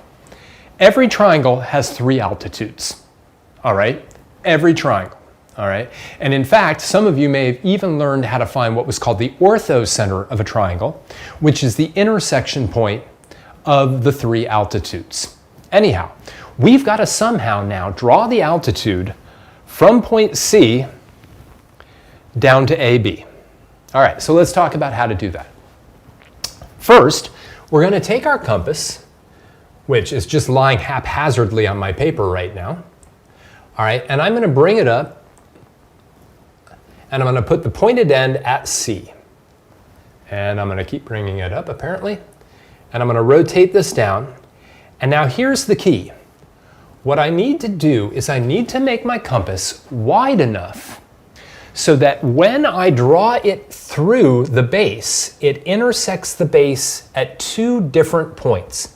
Let me see if I can get that a little bit closer to C. All right, and this will get the job done. I think I'm going to open it up just a bit more. All right. And I'll close, well, I'll just bring that. All right, so that's the first thing that I want to do. Now, why do I do that? I do that because every point along this arc is equidistant from the center of the arc, which is point C. But more specifically, these 2 points, right here and right here, right, those 2 points, C is the same distance away from. Now, one of the things I should have learned in geometry repeatedly this year, I hope your teachers really stressed this, is that if I have a segment and I have the perpendicular bisector of that segment, then every point on this segment is equidistant from the endpoints of the segment. All right? What that means is that point C lies on the perpendicular bisector of the segment that goes from this point to this point. All right? Let me say that again. Point C lies on the perpendicular bisector of the segment that goes from here to here. It doesn't lie on the perpendicular bisector of AB. It lies on the perpendicular bisector of whatever that particular segment is. So what I'm now going to do is I'm going to find another point that lies on that perpendicular bisector. And I'm going to do that by just simply bringing the compass down. And I can change now my compass size, or I can keep it the same. Doesn't matter. I'm just going to keep it the same because why not, right? I'm going to draw an arc. I'm going to bring it over to this other point, and I'm going to draw an arc. Now I'm going to close up my compass. I don't need it anymore. And now what I know is that this point also lies equidistant from the endpoints of that particular segment, so it must also lie on the perpendicular bisector of this segment. And since I now have 2 points that lie on that perpendicular bisector, i.e. point C and this particular point, I can now just connect the two. And when I connect the two, I now have my altitude. I think it was pretty good, actually. You know, I don't always nail down the constructions here, but that one worked out just fine. All right, problem number 26, also making my list of my 5 least favorite problems, but for a different reason. Problem number 26. Triangles ABC and DEF are graphed on the set of axes below. Excellent. Don't worry about those colored triangles on the side. We'll talk about those a little bit. The problem then says, describe a sequence of transformations that maps triangle ABC onto triangle DEF. A sequence of transformations. All right, the reason that this one makes my list of least favorite problems is that a sequence of transformations implies more than one. And yet, astute students on this will notice almost immediately, in fact, that you don't need a sequence. That in fact, if you simply rotate this 90 degrees clockwise about the origin, it maps ABC onto DEF. Now, why they did that is beyond comprehension. Why they would do something that requires only one transformation as opposed to a sequence makes no sense. I will say this, thankfully, the state took the answer, rotate 90 degrees clockwise about the origin. That's not a sequence. Now, maybe some people would say, well, yeah, it's a sequence, but it only has one step. Well, it says sequence of transformations, right? It doesn't say one or more transformations. It says a sequence of transformations. Anyway, they still took it, so that's good. So one option is that 90 degrees clockwise rotation about the origin, right? And again, it's kind of cool, right? There it is. Rotate it 90 degrees about the origin, and there it lies. Awesome. Now, one thing about these types of problems, these sequence of transformation problems, is that there are literally, and I do mean this is not an exaggeration, there are always an infinite number of correct answers. An infinite number. There's not 5 correct answers or 2 correct answers or 3. There's an infinite number of correct answers. All right, we just saw one of them. Now let's take a look at some that have a sequence to them. So one thing that you could do is you could say, all right, well, I noticed that this triangle isn't particularly in the same orientation as this one, but I could get it to look sort of in this orientation if I rotated it 90 degrees clockwise about point A. So let's just say we did that, right? We rotate it 90 degrees clockwise about point A, all right? And then all we would have to do is translate it by what? 4 units to the right, 4 units to the right, and 4 units down.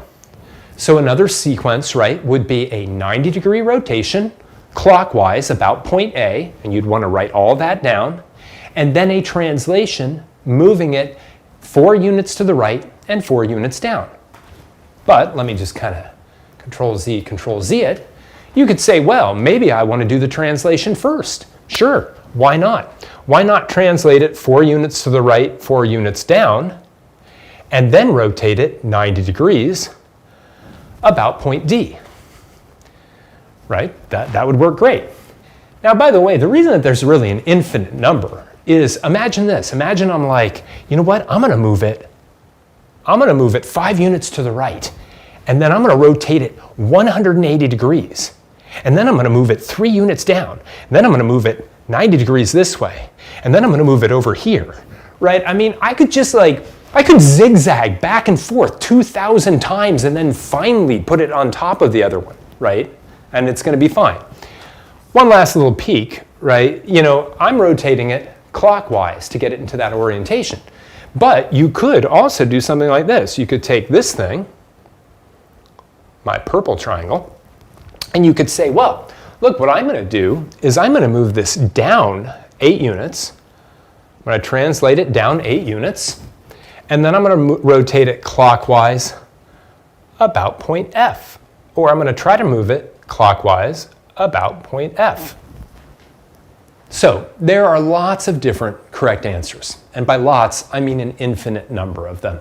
And again, the reason I really take issue with this question is that it implies right from the get-go that you need to have more than one transformation. And I could see, you know, almost every geometry student looking at this and just going, but there's only one. What am I supposed to do, right? Do I need to like make one up? Like, can you imagine like some student being like, okay, well, I'm going to take, not that one. I'm going to take this thing and I need to have a sequence. So maybe I'll move it to the left 4, then I'll move it back to the right 4, and then I'll rotate it 90 degrees clockwise. There's a sequence. I mean, the first two are just undoing each other, but whatever. All right, let's take a look at the next problem. Number 27. No argument with this one. Line segment PQ has endpoints at P, -5, 1, Q, 5, 6, and R is on PQ. Determine and state the coordinates of R such that the ratio of PR to RQ is 2 to 3. The use of the set of axes below is optional. All right, cool. I love these kind of problems, but I really want to make sure that you understand what this piece of information tells you, right? I've got some kind of a line segment. All right, PQ. Now, I know that R is located somewhere on here, and specifically, it's located on here so that however long this segment is, if I broke it up into 5 parts, why 5 parts? Because 2 parts to 3 parts. If I broke this line segment up into 5 parts, R would be 2/5 of the way along here. Now again, I don't mean to insult anyone. 4 out of 3 people confuse fractions, as the math joke goes. But I have to hope you understand what I mean when I say that R is located 2/5 of the way, that did nothing, along PQ. All right, R is located 2/5 of the way along PQ. So if I knew the entire length of PQ, I could divide it by 5. That would give me how long each one of these things is. And then I'd take 2 of them and I'd just add it to P to get where R is. Well, I can do that, except I'll just do it with each of the 2 individual coordinates. Now I'm going from P to Q. And let me think about what my change in X is, right? I started an X of -5 and I go to an X of 5. So my change in X is 10 units, right? I'm traveling a distance of 10 positive units in the X direction. Let's figure out what my change in Y is as well. The change in Y is 6 minus 1, which is 5 units. All right, so I'm going 10 units to the right, and I'm going 5 units up as I go from P to Q. Let me just kind of erase this, right? I'm going 10 units this way, I'm going 5 units this way.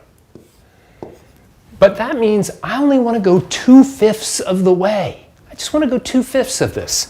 So I really don't even need the grid. What I'm going to do is I'm going to say my X coordinate at point R is my starting X coordinate, which is the X coordinate of the first point, -5, plus 2/5 of my total X distance, or my total change in X. I shouldn't say my total X distance. In this particular problem, the change in X and the change in Y are both positive. Most of the time, at least one of them is negative, and you would have that negative in here. But, of course, I could use my calculator on here. This is simple enough. That's going to be -5 plus 4. So my X coordinate's got to be -1. All right. The Y coordinate of R is going to be my starting Y coordinate, which is 1, plus 2/5 of the change in y, which is 5.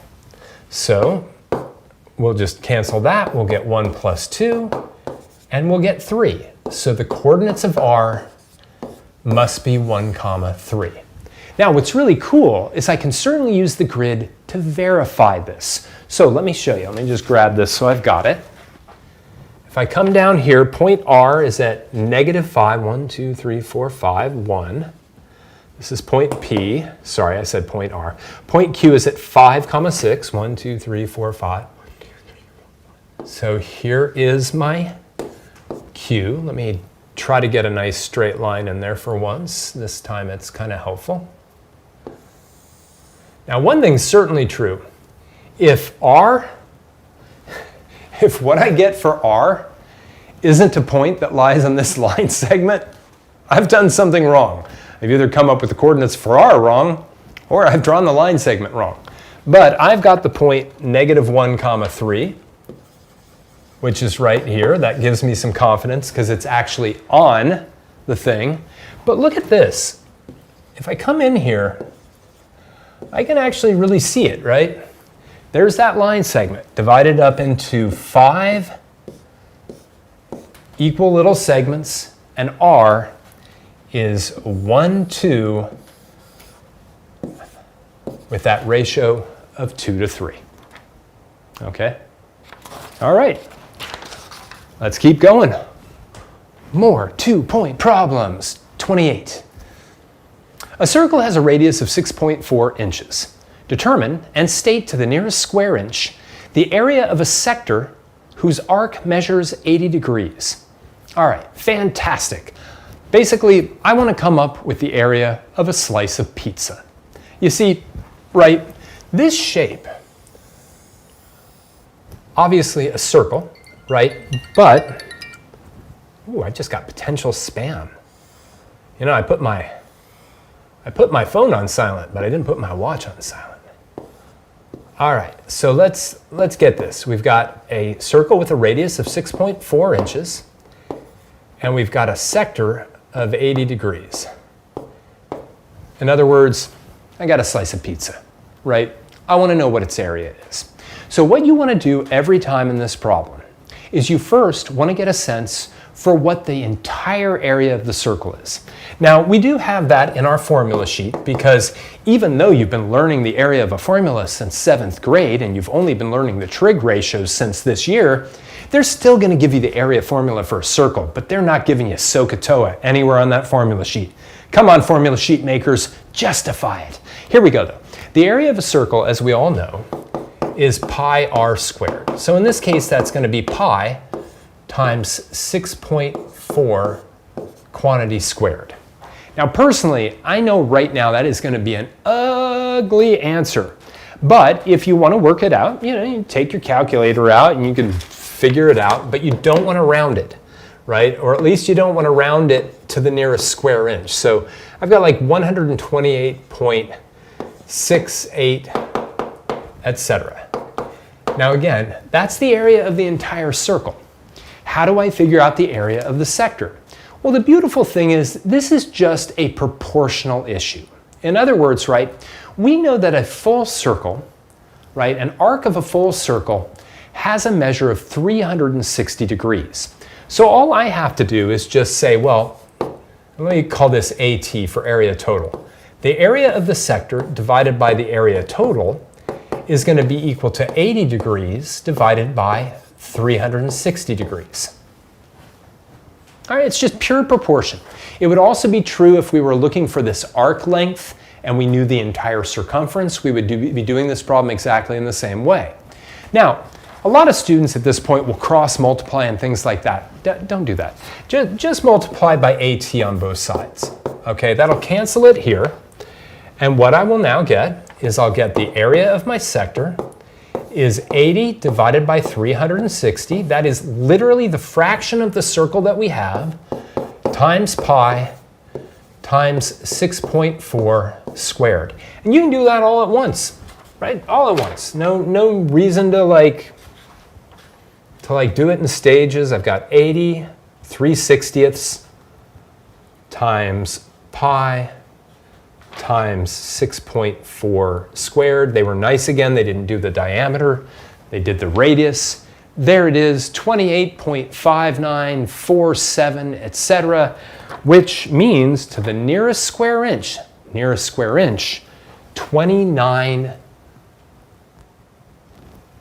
square inches. And again, this is one that really kills me because, you know, we get 28.5955, etc. I could easily see students, because how often do we round to the nearest tenth? Excuse me, folks. I knew that sneeze was coming out. I couldn't stop it. Right? How often do we round to the nearest tenth? It would be so easy to do this whole problem, put down 28.6, and you get 50% credit. 1 out of 2. You know, you should get like 90% credit. It should be like 1.8 out of 2, but they're not going to do that. They're going to give you 1 out of 2. Watch your rounding, watch your rounding, watch your rounding. All right, there we go. Oh, another geometric measurement problem, number 29. A large snowman is made of 3 spherical snowballs with radii of 1 foot, 2 feet, and 3 feet, respectively. Determine and state the amount of snow in cubic feet that is used to make the snowman, parentheses, leave your answer in terms of pi. All right, so again, the amount of snow in cubic feet, we're talking about volumes, and we're talking about volumes of spheres. Now again, you can go to that volume formula sheet, and please do if you're confused about what the volume of a sphere is. But the volume of a sphere is 4/3 times pi times r cubed. Why do I know that? Because I've been teaching math since the Middle Ages, right? I just got the formula memorized. But if you don't, go to the formula sheet. Now, I've got a snowman, which makes me think of the movie Frozen and that song, right? Because I had a daughter that was that age at that time. Okay, but anyway, I've got a snowman and I'm going to build it. Let's build a snowman, right? Radii of 1 foot, 2 foot, 3 foot, right? So I have 3 volumes, right? My first volume is going to be 4/3 times pi times 1 cubed. Now 1 cubed is 1, so that's just going to be 4/3 times pi. That's my first one. My second snowball, right, is going to look like that. Now that's going to be 4/3 pi times 8, and 8 times 4 is 32. So that's going to be 32/3 times pi. And my third volume is going to be 4/3 pi times 3 cubed, which is 4/3 pi times 27. Now that's one where actually there's some nice canceling happens, and you get 36 pi. Now obviously I have to add these all together, and I have to leave my answer in terms of pi.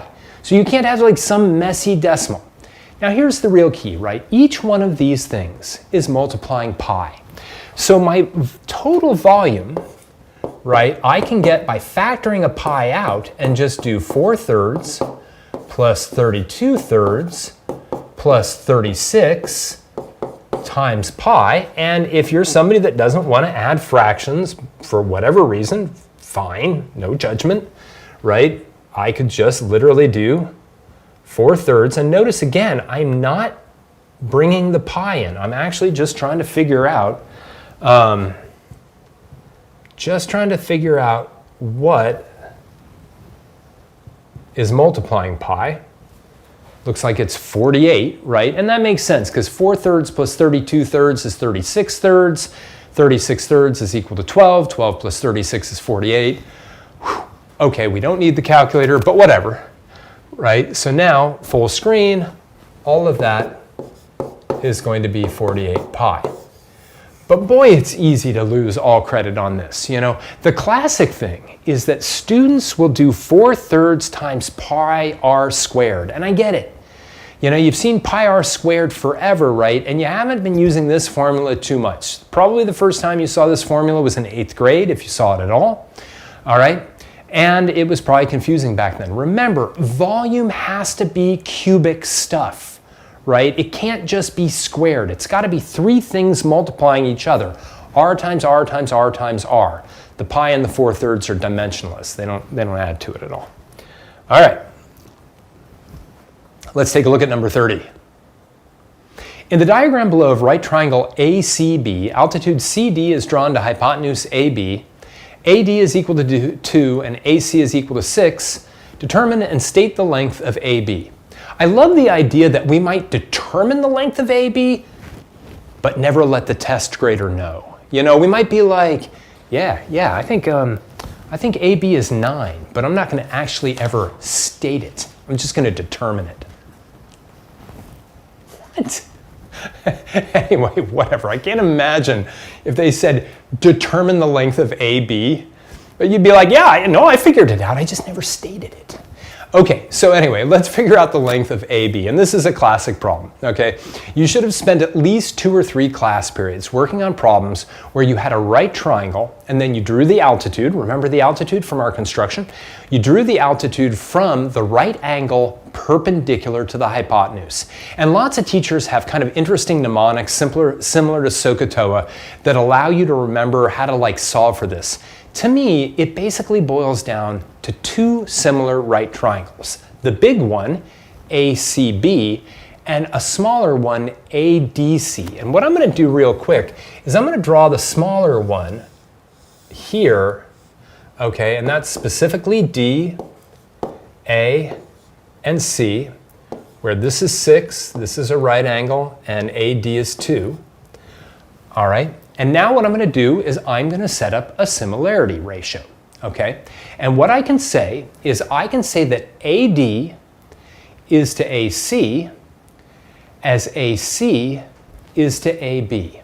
So let me write that down. Specifically, AD is to AC as AC is to AB, right? Just similar triangles. Right? So this length divided by this length is equal to this length divided by the length that we're actually looking for. And the cool thing is we know everything in this problem at this point except for what we're looking for. AD is 2, AC is 6, AC is 6, and now I want AB. All right, I get 2 times AB is equal to 36. And I think I'm just going to move on now because I've determined the length of AB, but I'm just not going to state it. Okay, let's divide both sides by 2. I think I've gotten enough out of that joke. And AB is equal to 18. People that are watching are like, man, you took that joke too far a long time ago. Anyway, AB is 18. I still don't get it though. I'm going to admit it. I just don't. All right, number 31. Is that right? Yeah. Triangle RST has vertices with coordinates r, -3, 2, s, 3, 2, and t, 4, -4. Determine and state an equation of the line parallel to RT that passes through S. The use of the axes below is optional. Honestly, this is definitely one where I just feel no need to use the axes.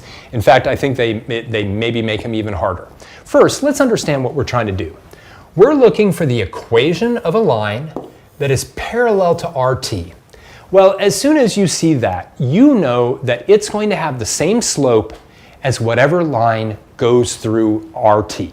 So let's figure out first the slope of line RT. All right, here we go. So remember, R and T, just ignore the fact that S is even there.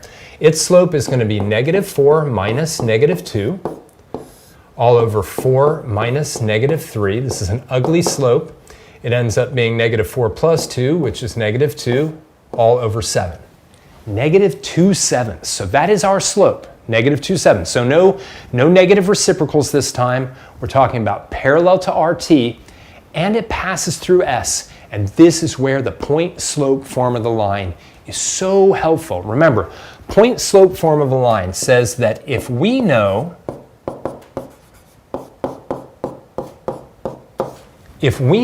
the slope of a line, and we know one point x1, y1 that the line goes through, then we can just plug them into this general form. Well, we know the slope, it's -2/7. We know a point it goes through, 3, 2, so we're good to go. All I have to now do is do y minus 2 is equal to -2/7 times x minus 3, and I am done. Now you might say, but wait a second, don't I need to rearrange that and get it into y equals mx plus b form? Nope, not at all. Notice how careful they are, which is kind of ironic, how careful they are about their wording here. State an equation of the line. You see, every line has an infinite number of equations. All right, every line has an infinite number of equations. I would actually say every curve has an infinite number of equations. All right, so they can't say write the equation of the line, right? Because there's more than one. I mean, heck, I could just find any other point that lies on this line. It wouldn't be that easy, but I could, and then put it in for the 3, 2. All right, but that's perfect. And you don't really want to get it into y equals mx plus b form because the b on this is ugly. Okay, it is not an integer, which is why I don't even use the axes. They wouldn't help me one bit. All right, let's take another break before we move into part 3. All right. Now, I know that you've got your geometry regions tomorrow. And quite frankly, if you're watching this right now, you're going through the exam, you know, you're listening, you're thinking about fundamental things, and you've been reviewing, hopefully for the past few weeks, right? Then this is probably all you'll need. But if you do need more geometry resources, more practice, more videos and whatnot, I encourage you to go over to emathinstruction.com. That's emathinstruction, not instructions, no plural here. I only give one instruction on the site, and that's to learn, right? So, sorry, Joey, I'm full of it tonight. Actually, I give 2 instructions to keep thinking and keep solving problems, but that's not until the end of the videos, you know, so what will that do you? Anyway, go over, though, to emathinstruction.com. Check it out. Check out the geometry videos there if you need more help, you know, especially if you need some brush up on more of your constructions other than the one construction that we did. We have a whole unit on constructions. I believe it's unit 4. We do have 2 geometry courses there, both what's called Common Core Geometry and NGen Math Geometry. Either one of them works well in terms of the construction unit. Anyway, go check it out. We're now moving into part 3 of the exam, thank goodness, because we've almost used up 2 of our hours. But I'm still feeling good. I haven't fallen yet, folks. All right, which is amazing because 2 days ago I could barely walk. But now we're going to answer 3 questions.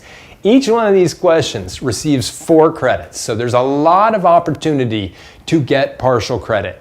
And I will say, unlike the Algebra 1 exam, and to a certain extent the Algebra 2 exam, these questions really are just a single question. All right, a lot of times in Algebra 1, you know, you get like a 4-point question and it's really just 2 2-point questions shoved together, right?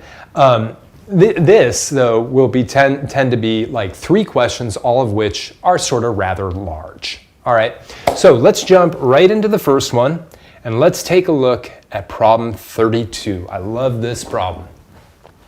Cape Canaveral, Florida is where NASA launches rockets into space. I didn't realize NASA still launched rockets into space. That's interesting. I thought they just had private companies like SpaceX and Blue Origin and things like, I don't even know if that's the right name. Anyway, launch rockets for them. Okay, so anyway, but let's say they still launch rockets in Cape Canaveral. As modeled in the diagram below, a person views the launch of a rocket from observation area A, 3,280 feet away from launch pad B. After launch, the rocket was sighted at C with an angle of elevation of 15 degrees. The rocket was later sighted at D with an angle of elevation of 31 degrees. Determine and state to the nearest foot the distance the rocket traveled between the 2 sightings C and D. Now, I will say, for the record, that if we don't know that these 3 points B, C, and D are collinear, this entire problem falls apart. And it sure would have been nice had they stated that, because they didn't. All we know, it went up to C and then it veered off. It went like this, you know, in which case this problem don't work so great, all right? But, you know, whatever, it is what it is. All right, so let's kind of like take a look at what we're looking at here. This is a classic double trig problem, all right? We've got 2 right triangles here. We've got the smaller one, ABC, and we've got the larger one, ABD. All right, and in fact, I think I'm going to draw the larger one kind of separately right here.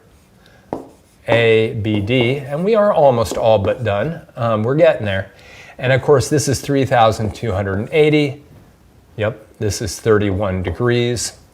Okay, now, right, what we ultimately want to figure out is we want to figure out this distance.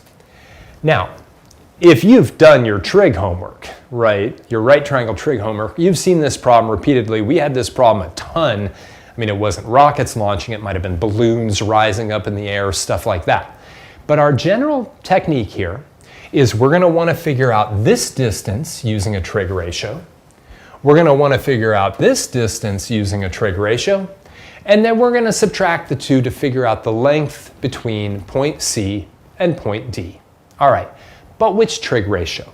Let's take a look again at our mnemonic. So, ka, toa. And in each situation, whether we're talking about the smaller triangle or the larger triangle, we've got the adjacent side and we're trying to figure out the length of the opposite side, right? And that's true here as well, right? This is the adjacent side and this is the opposite side. Which of our trig ratios involves opposite and adjacent? That is our good friend tangent, right? So what do? Well, from our smaller triangle, we can say that the tangent of 15 degrees is equal to the length of BC divided by 3,280. Now, what's really kind of great about this one versus the last time we solved for a side is I just can multiply by that 3,280 on both sides. And I know that BC has a length of 3,280 times the tangent of 15 degrees. That almost looks like 45 degrees, probably from where you're sitting. So I'm going to just try to make it look a little bit more like a 15. There we go. I think that looks a little bit better.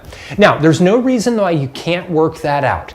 And in fact, on my sheet of paper that it's not anywhere near being, it's about 879 feet, all right? But I'm going to leave it that way for right now, all right? The other triangle, right, the bigger triangle, I can now say that the tangent of 31 degrees is equal to BD over 3,280, which gives me that BD is equal to 3,280 times the tangent of 31 degrees. Now, what I really want is I want the difference between those two. And again, I think probably a lot of students would work this one out. And as I said, that one is about 879. This one worked out is about 1,971. You can work those both out. I would take them out of at least 2 decimal places, then do the subtraction. Or if you want to do it all at once, which is sort of, if you will, the elegant way of doing it, CD, which is what I want, is going to be 3,280 times the tangent of 31 degrees minus 3,280 times the tangent of 15 degrees. And now I don't have to worry about rounding. I can literally just take my calculator out and figure out what that is. So let's do it. Let's put it all in. If you really wanted to get special, you could factor a 3,280 out of all of it. Let me just kind of get us a nice clean screen there. So let's do 3,280 times the tangent of 31 degrees, that's my longer side, minus 3,280 times the tangent of 15 degrees, that's my smaller one. Looks all good. And there it is, right? That is going to be the distance between the two. Now I have to round that to the nearest, I believe, foot, which makes sense given that there's a lot of uncertainty in this problem anyway. So that would be 1,092 feet. All right, so let's go back into this. And again, if you prefer to work out the intermediate ones, that's fine. Just make sure not to round too early. Otherwise, you could be a little bit off. You'd probably only lose 1 out of 4 points, but you know, every point counts. Especially if you're sitting at a 64, which none of you are going to be, okay? If you're watching this, you're going to pass. I can't guarantee it, but I'd love to be able to.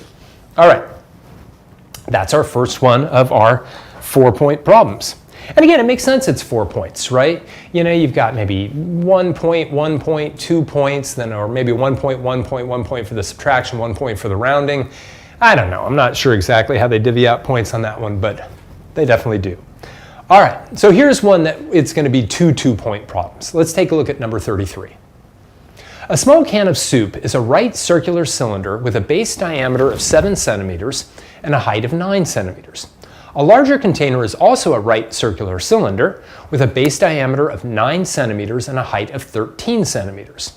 Determine and state the volume of the small can and the volume of the larger container to the nearest cubic centimeter. Well, these are both right circular cylinders. And if you look at the formula sheet again, you will see a formula for the volume of a cylinder. So the volume of a cylinder is, in general, equal to pi r squared times h. All right, so there's our volume. Now they finally got a little bit mean, right? Because they gave us diameters in both situations. Which, and not only did they give us diameters, they gave us diameters that were odd numbers, right? So when we divide them by 2 to get our radii, we're going to get fractions. But I hope, again, you're in geometry, I hope everyone's comfortable that 7 divided by 2 is 3.5, and 9 divided by 2 is 4.5. Visualize it. You have 7 cookies. You have a friend. You're going to split them evenly between the two of you. And of course, you're going to take 4 and your friend's going to get 3. But if you didn't do that, you'd both get 3.5. Same thing with the 9. All right, so let's come up with them. Let me do volume small. All right, so my small one is going to be pi times 3.5 squared times 9. And we'll come up with what that is because here they want it nearest cubic centimeter, not in terms of pi, thankfully. My larger one is going to be pi times 4.5 squared times 13. And again, this is just an issue of taking your calculator, cranking through the numbers, and making sure you get them right. I'm not going to go over to the calculator. I don't think you need to see me pump in pi times 3.5 squared times 9. I'm sure that's probably okay with you. So this will be 346 cubic centimeters. This one equals 827 cubic centimeters. All right, great, whatever. Second part of this problem, what is the minimum number of small cans that must be opened to fill the larger container? Justify your answer. Again, I kind of think it's interesting, like, I don't know, like, I mean, am I going to be dumping these into the larger container? They never really mention that. It's just how many do I have to open? I mean, it could be 10,000 because I'm only going to dump 3 of them in. I don't know. Do you know what I mean? It seems a little ambiguous, which is not good for a math test. Anyway, you guys know how this is. How many of these do I need to fill up this? This is your most basic idea in volume, right? I'm going to have to now take these two numbers and I'm going to have to divide them.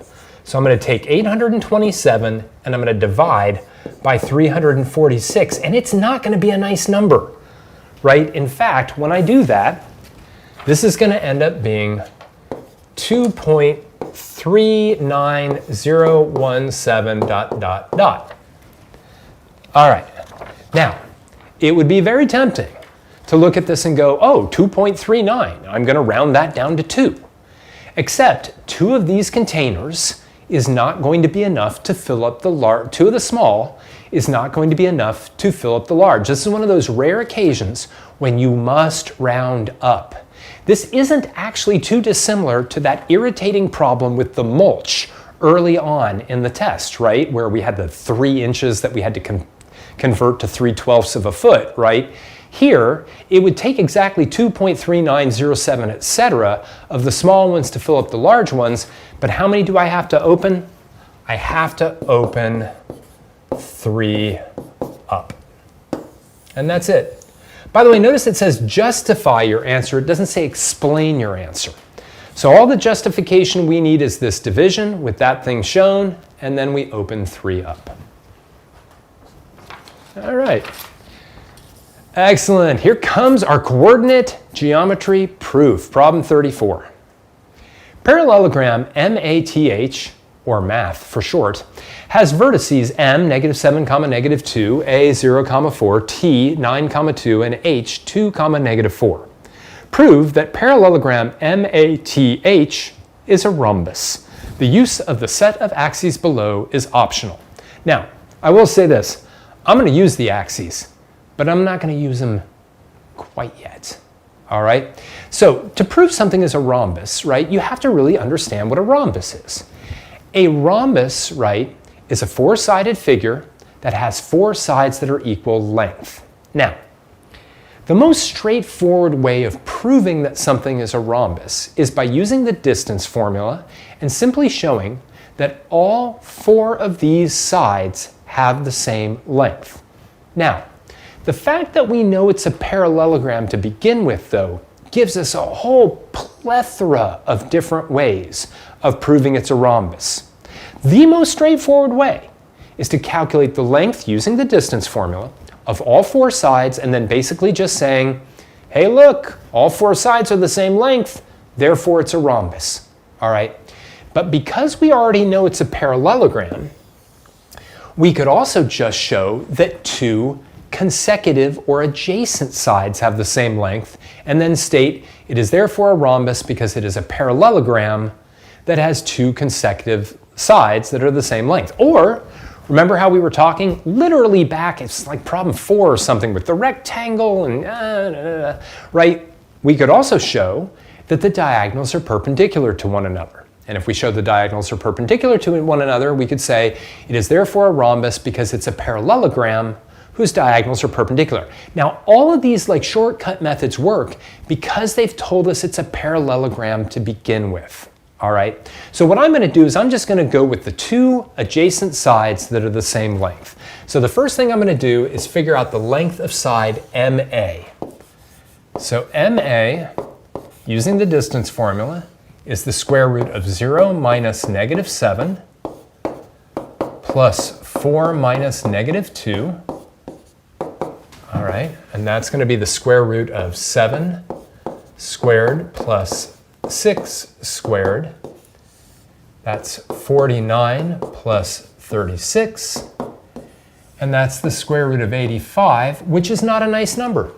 But that's okay. I'm just going to leave it like that. I don't need to simplify it. I don't need to turn it into a decimal. Please don't turn it into a decimal. All right. Now, I need to do the next side. And the next side would be side AT. And again, if I didn't know this was a parallelogram, I would definitely have to do all four sides.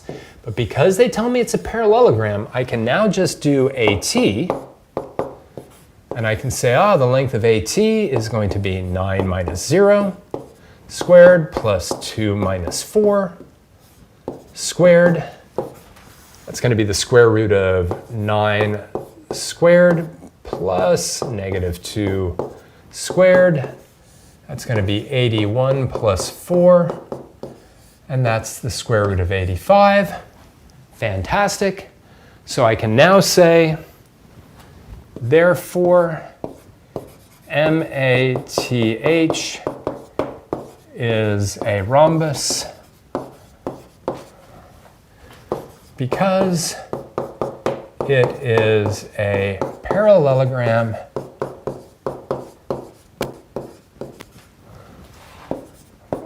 with two congruent adjacent, or you could say consecutive sides. Now, it's really important that if you're going to do it this way, you don't do side MA and side TH, because those would be two sides that are opposite of each other. And they will always have the same length if you've got a parallelogram. Remember, parallelograms always have opposite sides that are the same length, a fact that's going to become very important in our last and final problem, because those aren't synonymous, in our last problem, which is coming up next. I meant to say our last and next problem, our next and last problem, our next and final problem. Anyway, it's important. They've got to be two consecutive sides. Now, let's talk about the second part of this problem. This was probably the hardest piece of last year's test. Determine and state the area of MATH. And this time, I'm going to graph it. So let's do it. Let's get this thing graphed on the board. M is -7, -2, 1, 2, 3, 4, 5, 6, 7, 1, 2. So there's M. A is 0, 4. T is 9, 2, 1, 2, 3, 4, 5, 6, 7, 8, 9. And H is 2, -4. Please forgive me, I'm going to freehand this in.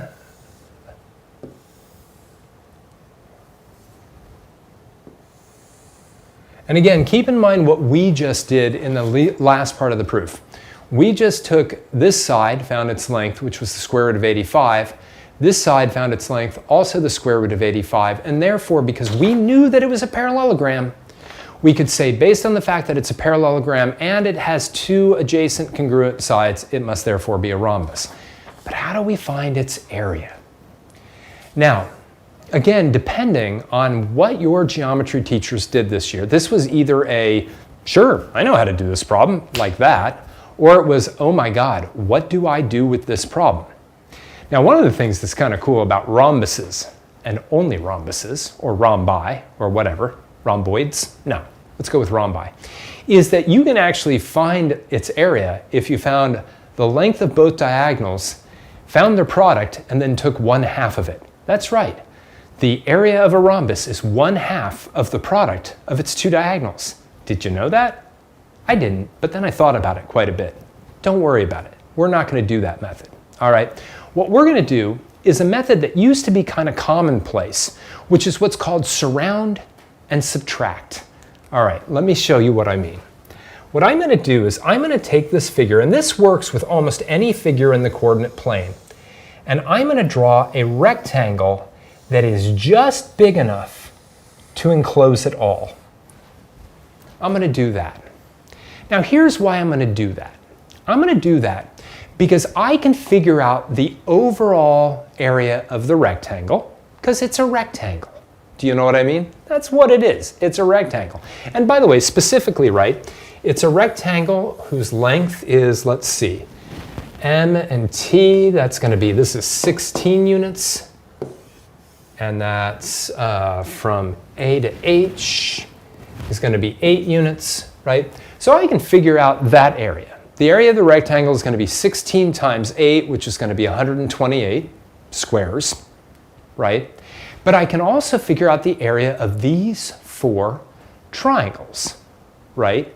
Because these 4 triangles are all right triangles. So their areas are just 1/2 base times height. So I can figure out the area of the big rectangle, and then I can subtract out the areas of the 4 right triangles, and I'll have the area of the rhombus. All right? So let's do it. Let's say the area of the rectangle is going to be 8 times 16, which is going to be, as I said, 128 square inches or square whatever. Let's just take a look. Yep, that's it, right? Now, let me just be kind of careful about all my rectangles. Or my triangles. Let me call that triangle 1. Let me call this triangle 2, triangle 3, and triangle 4. Now, one thing that's kind of helpful in this situation is if you realize, right, that, sorry, I had to just make sure of this, that triangle 2 and triangle 4, those are the same. Triangle 1 and triangle 3, those are also the same. All right, so let's kind of like take a look at these. Triangle 1, right, I can just literally count 1, 2, 3, 4, 5, 6. This is 6 by 1, 2, 3, 4, 5, 6. Right, 1, 2, 3, 4, 5, 6. Oh, actually, that's 6 by 7. Got to watch out for that. And then this one, because it should go all the way to here, Kirk. 1, 2, 3, 4, 5, 6, 7, 8, 9. This is 9 by 2. All right, so triangle 1, the area of triangle 1 will be 1/2 of 6 times 7, which is going to be 3 times 7 for 21. The area of triangle 2 will be 1/2 of 2 times 9, which is just going to be 9. The area of triangle 3 is going to be equal to the area of triangle 1, which is 21. And the area of triangle 4 is going to be the area of triangle 2, which is 9. So if I just add those all up, I'll have, let's see, 42, then, let's see, 42 plus 18 is 60, right? So those are all 60. And therefore, the area of the rhombus is going to be 128 minus 60. There we go. Which is 68. Surround and subtract. So if you get, tomorrow, I doubt it'll happen. It's probably the only time I've ever seen this. If you get a figure in the coordinate plane and they ask you for its area, and it's not a straightforward thing that you can just find a base and a height or whatever, surround the figure with a rectangle, okay? Calculate the area of the rectangle. You will always then be left with little right triangles that you can find the area of. Calculate the area of all of those, add them together, subtract from the area of the surrounding rectangle, surround, subtract, and what you have left over will be the area of your figure. All right. Are you ready for the last one? I'm ready for the last one, Kirk. You bet you're ready for the last one. But Kirk's not ready. Kirk needs a little bit more lemonade. Kirk should not talk in the third person. That's horrible. I just don't. Don't let me do that. Yeah, okay. I've almost been standing for 3 straight hours. It's amazing. Modern medicine and ibuprofen. Never forget, Big Lemonade and ibuprofen. Our sponsors. All right, so part 4, right? 1 question, 6 credits. Not always a proof, but very often a proof. All right. Sometimes the part 4 question will be sort of a more modeling question with volume and density. We didn't see density at all on this test. I'm very disappointed. No density. Oh, well, what can you do? But I will say, I love this proof. I love this proof. And I don't say that very often, even though I love proof. But this proof has got some great stuff in it. So let's dig right into it. Given quadrilateral ABCD, AB is congruent to CD, AB is parallel to CD, diagonal AC intersects EF at G, and DE is congruent to BF. Prove that G is the midpoint of EF. Now, this is a lengthy proof. So what I'd like to do, and they give you 2 pages for it. All right, we're going to do it on the next sheet, all right? But we're going to game plan on this sheet. All right, so let's game plan a little bit. And whenever I think about proofs, I always start with what they're asking me to prove, and I try to work my way backwards, if I even can, all right? G is the midpoint of EF, right? So let's start kind of here. G, midpoint of EF.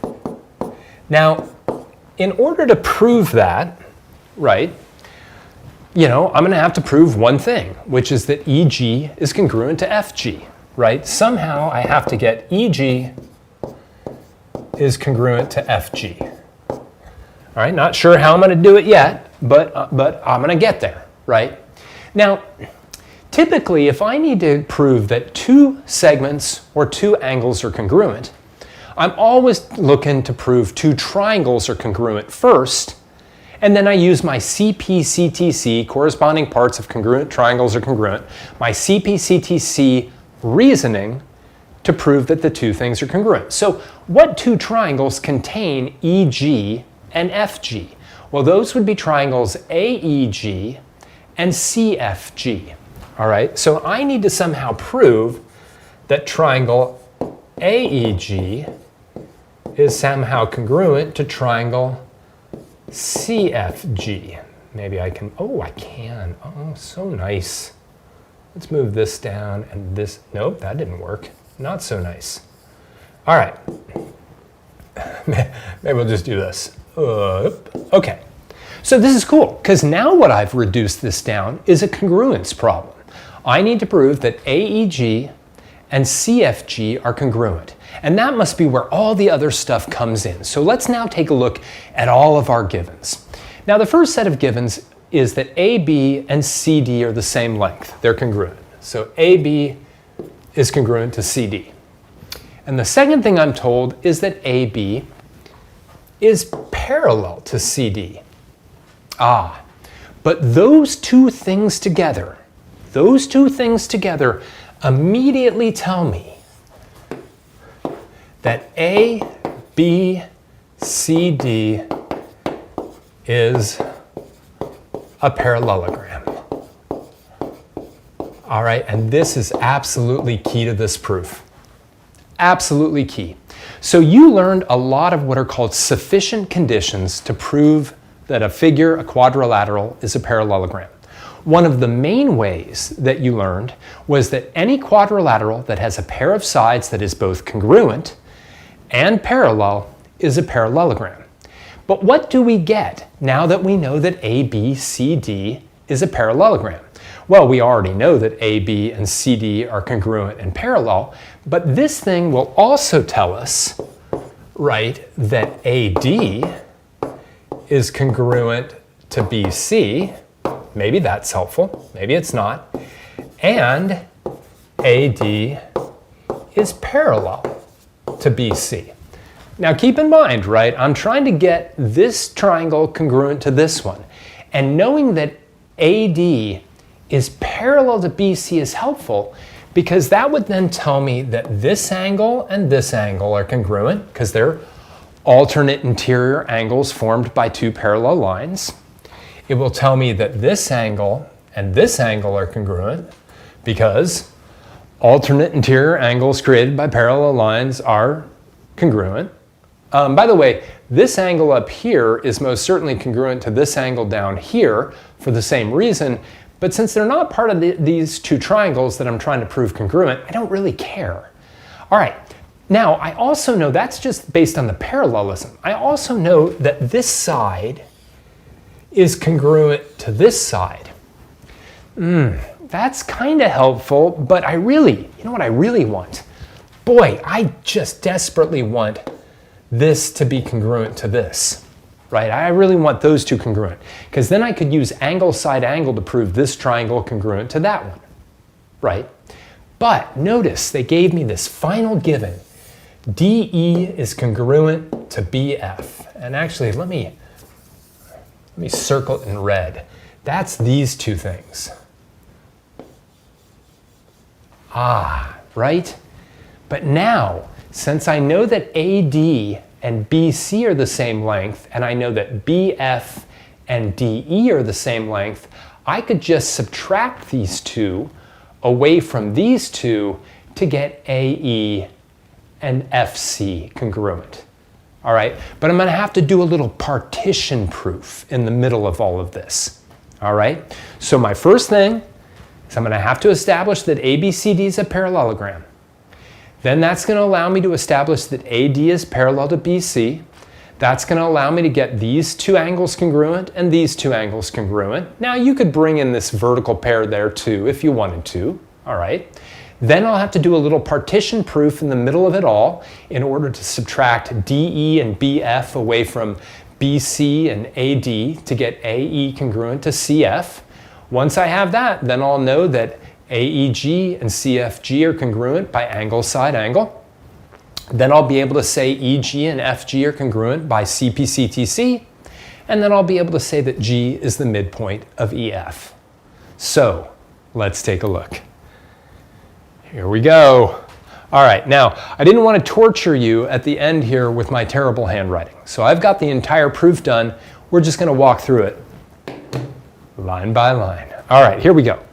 Now, a lot of people like to do what's called a given dump up front, which means they just write down every single given right away and have it done with. I like to bring the givens in when I need them. So the first thing I'm going to say is that AB is congruent to CD and AB is parallel to CD, and of course that's just a given. I'm not going to get any points from the graders on it for that. All right, but that is going to let me conclude that ABCD is a parallelogram. Now, what do I write down as my reason? Well, I say a quadrilateral with a pair of opposite sides that are both parallel and congruent, or in my case, congruent and parallel, is a parallelogram. Awesome. So remember, I did that simply so I could now say that AD is parallel to BC. What do I say there? Well, opposite sides of a parallelogram are parallel, right? But before I did these first two lines, I didn't establish that ABCD was a parallelogram. Now that I know that it is, I can say that AD is parallel to BC. Now remember, I said that because, if you recall, I wanted to get this angle congruent to that angle, and this angle congruent to that angle. So let's get those. Angle EAG, right, which is this one, is congruent to angle FCG, which is that one, right? And angle AEG, this one, is congruent to angle CFG, that one. Why? Because alternate interior angles formed by parallel lines are congruent. And look, we're almost halfway there in terms of just getting those two triangles congruent. All right, but now we have to start doing a little partition proof. So, first thing I need to do is just state that AD, right, side AD, let me move this out of the way, is congruent to side BC. Why? Because opposite sides of a parallelogram are congruent. Awesome. Now, this is when I'm now going to start to break these sides up. So I'm going to say, well, AD is just equal to AE plus ED, and BC is just equal to BF plus FC. What do I write down for that reason? The partition property, or the whole is the sum of its parts. Okay, but since I know that AD is congruent to BC, I can now say that these two things are equal. So I'm going to say AE plus ED is equal to BF plus FC, and that's the substitution property. Let me get that out of there. Now I finally bring in that final given, DE is congruent to BF, and that's my given. Could I have put that way up in statement number 1? Absolutely. I like it here though because now I can subtract this equation from this equation. Right? I know it says ED here and it says DE here, but ED and DE are the same segment. So now if I subtract 8 from 7, I get AE is congruent to FC by the subtraction property. And again, let's just be very clear about why I did that. Up to this point in time, what I knew was that these two angles were congruent and these two angles were congruent. And now that I've done that little partition proof, I know that AE and FC are congruent. So I can now say triangle AGE is congruent to triangle CGF by the angle side angle congruence theorem. If you just said ASA, that would be fine. All right, I can now say that EG is congruent to FG. That is by CPCTC, congruent parts of congruent triangles, or sorry, corresponding parts of congruent triangles are congruent. I knew I was going to mess that up. And finally, G is the midpoint of EF because if a point divides a segment into two congruent segments, then it is the segment's midpoint. Side note, some of you probably have teachers that would allow you at this point to just put down the definition of a midpoint, and I would completely and utterly agree. Likewise, some people might have teachers way up here where we said AD is parallel to BC. I said opposite sides of a parallelogram are parallel. I also think definition of a parallelogram would work great there as well. I did look at the state's grading rubric on this problem because that's a 12-line proof for a 6-point problem. And one thing that I did notice is they allowed students a lot of leeway in terms of the partition proof. So they definitely required this statement, AD is congruent to BC because opposite sides of a parallelogram are congruent. Then a lot of times they allowed just AD minus DE is equal to BC minus BF, and then AE is congruent to FC. So in other words, they allowed people to sort of skip the partitioning of it, which I don't love, but hey, you know, they did allow it, so I did want to mention it. A little bit it just shortens the proof by 1 or 2 lines, but it is there. And this is a great proof, right? It brings in so many different things. What do you have to have a parallelogram? A pair of opposite sides that's both parallel and congruent. Then, how do we prove that something's a midpoint? Well, we got to get two segments congruent. How do we do that? We got to get two triangles congruent. How do we do that? We have to use one of the congruence theorems. How do we get those pieces of the congruence theorems? We have to have parallel lines and partitions and all sorts of different properties in here to get us there. But that gets us there, right? Now, given that we had a classic 6-point geometry proof, probably the one that you'll see tomorrow will be like a similarity proof or something like that. We didn't see any similarity proofs on here. We barely saw any circle geometry whatsoever. We saw that one problem with like the arc early on, and I guess we had like, the sector, with the pizza slice. But we didn't see a lot of that stuff with things like, chords and secants and tangents and all of that stuff, which is a little bit of a weakness of this particular test. All right. But let me just bail out of this for a second and take us all the way back up to the beginning, because we just made it through our geometry review. So this is now where Kirk summarizes and then afterwards falls down on the ground. No, it's okay. I'm not going to fall down. I'm still pretty much good to go, which again is remarkable. Side note, if anybody tells you you can't play too much pickleball, I would have agreed with that statement a week ago, or maybe a week and a day ago. Now I'm believing that one can actually play too much pickleball. It's the greatest sport on earth, but it's also very painful if you play too much of it, especially on the lower back. Anyway, not the point. The point is, right, we just made it through this geometry exam, and you're going to make it through your geometry exam tomorrow. Geometry can be very challenging, right? It's very abstract for a lot of students. There's a ton of memorization, lots of theorems and things like that, none of which are on the formula sheet. The formula sheet just has these really tough things to memorize, like the area of a triangle is 1/2 base times its height, and the fact that a cup has like 18 tablespoons or something like that. I'm kidding. I think there aren't 18 tablespoons in a cup. I think that there are 16. Not the point. The point is, you've got 3 hours tomorrow. All right. Most of you will be taking this exam in the morning. Most of you will have 3 hours. Some of you will even have more time than that. Take your time on this test, okay? Take your time. Use your graphing calculator where you can. It's not going to be nearly as helpful as it was on your Algebra 1 test or as it will be on your Algebra 2 test, okay? Check over your answers. Think about basic principles. Understand what you've been told versus just the way the picture looks, right? Got to be wary about that. Make sure your calculator is in degree mode, especially if you're given a school-issued one or they reset yours. Typically, that defaults back to radians, so make sure you get it into degrees. Really, really critical there. And believe in yourself, all right? Geometry is probably the oldest math that is out there. The geometry that you learned is not so different than what Euclid taught his students 2,500 years ago. All right? Geometry is the study of how space and points in space behave. All right? It's part of all of us. It's all around us. We see parallel lines and angles and altitudes and all sorts of things. All right? It's inside of you too. All right? So believe in yourself, believe in your knowledge, and you're going to do great tomorrow. Okay? But take your time. There's no rush. Nobody's giving you extra points for being the first one done, right?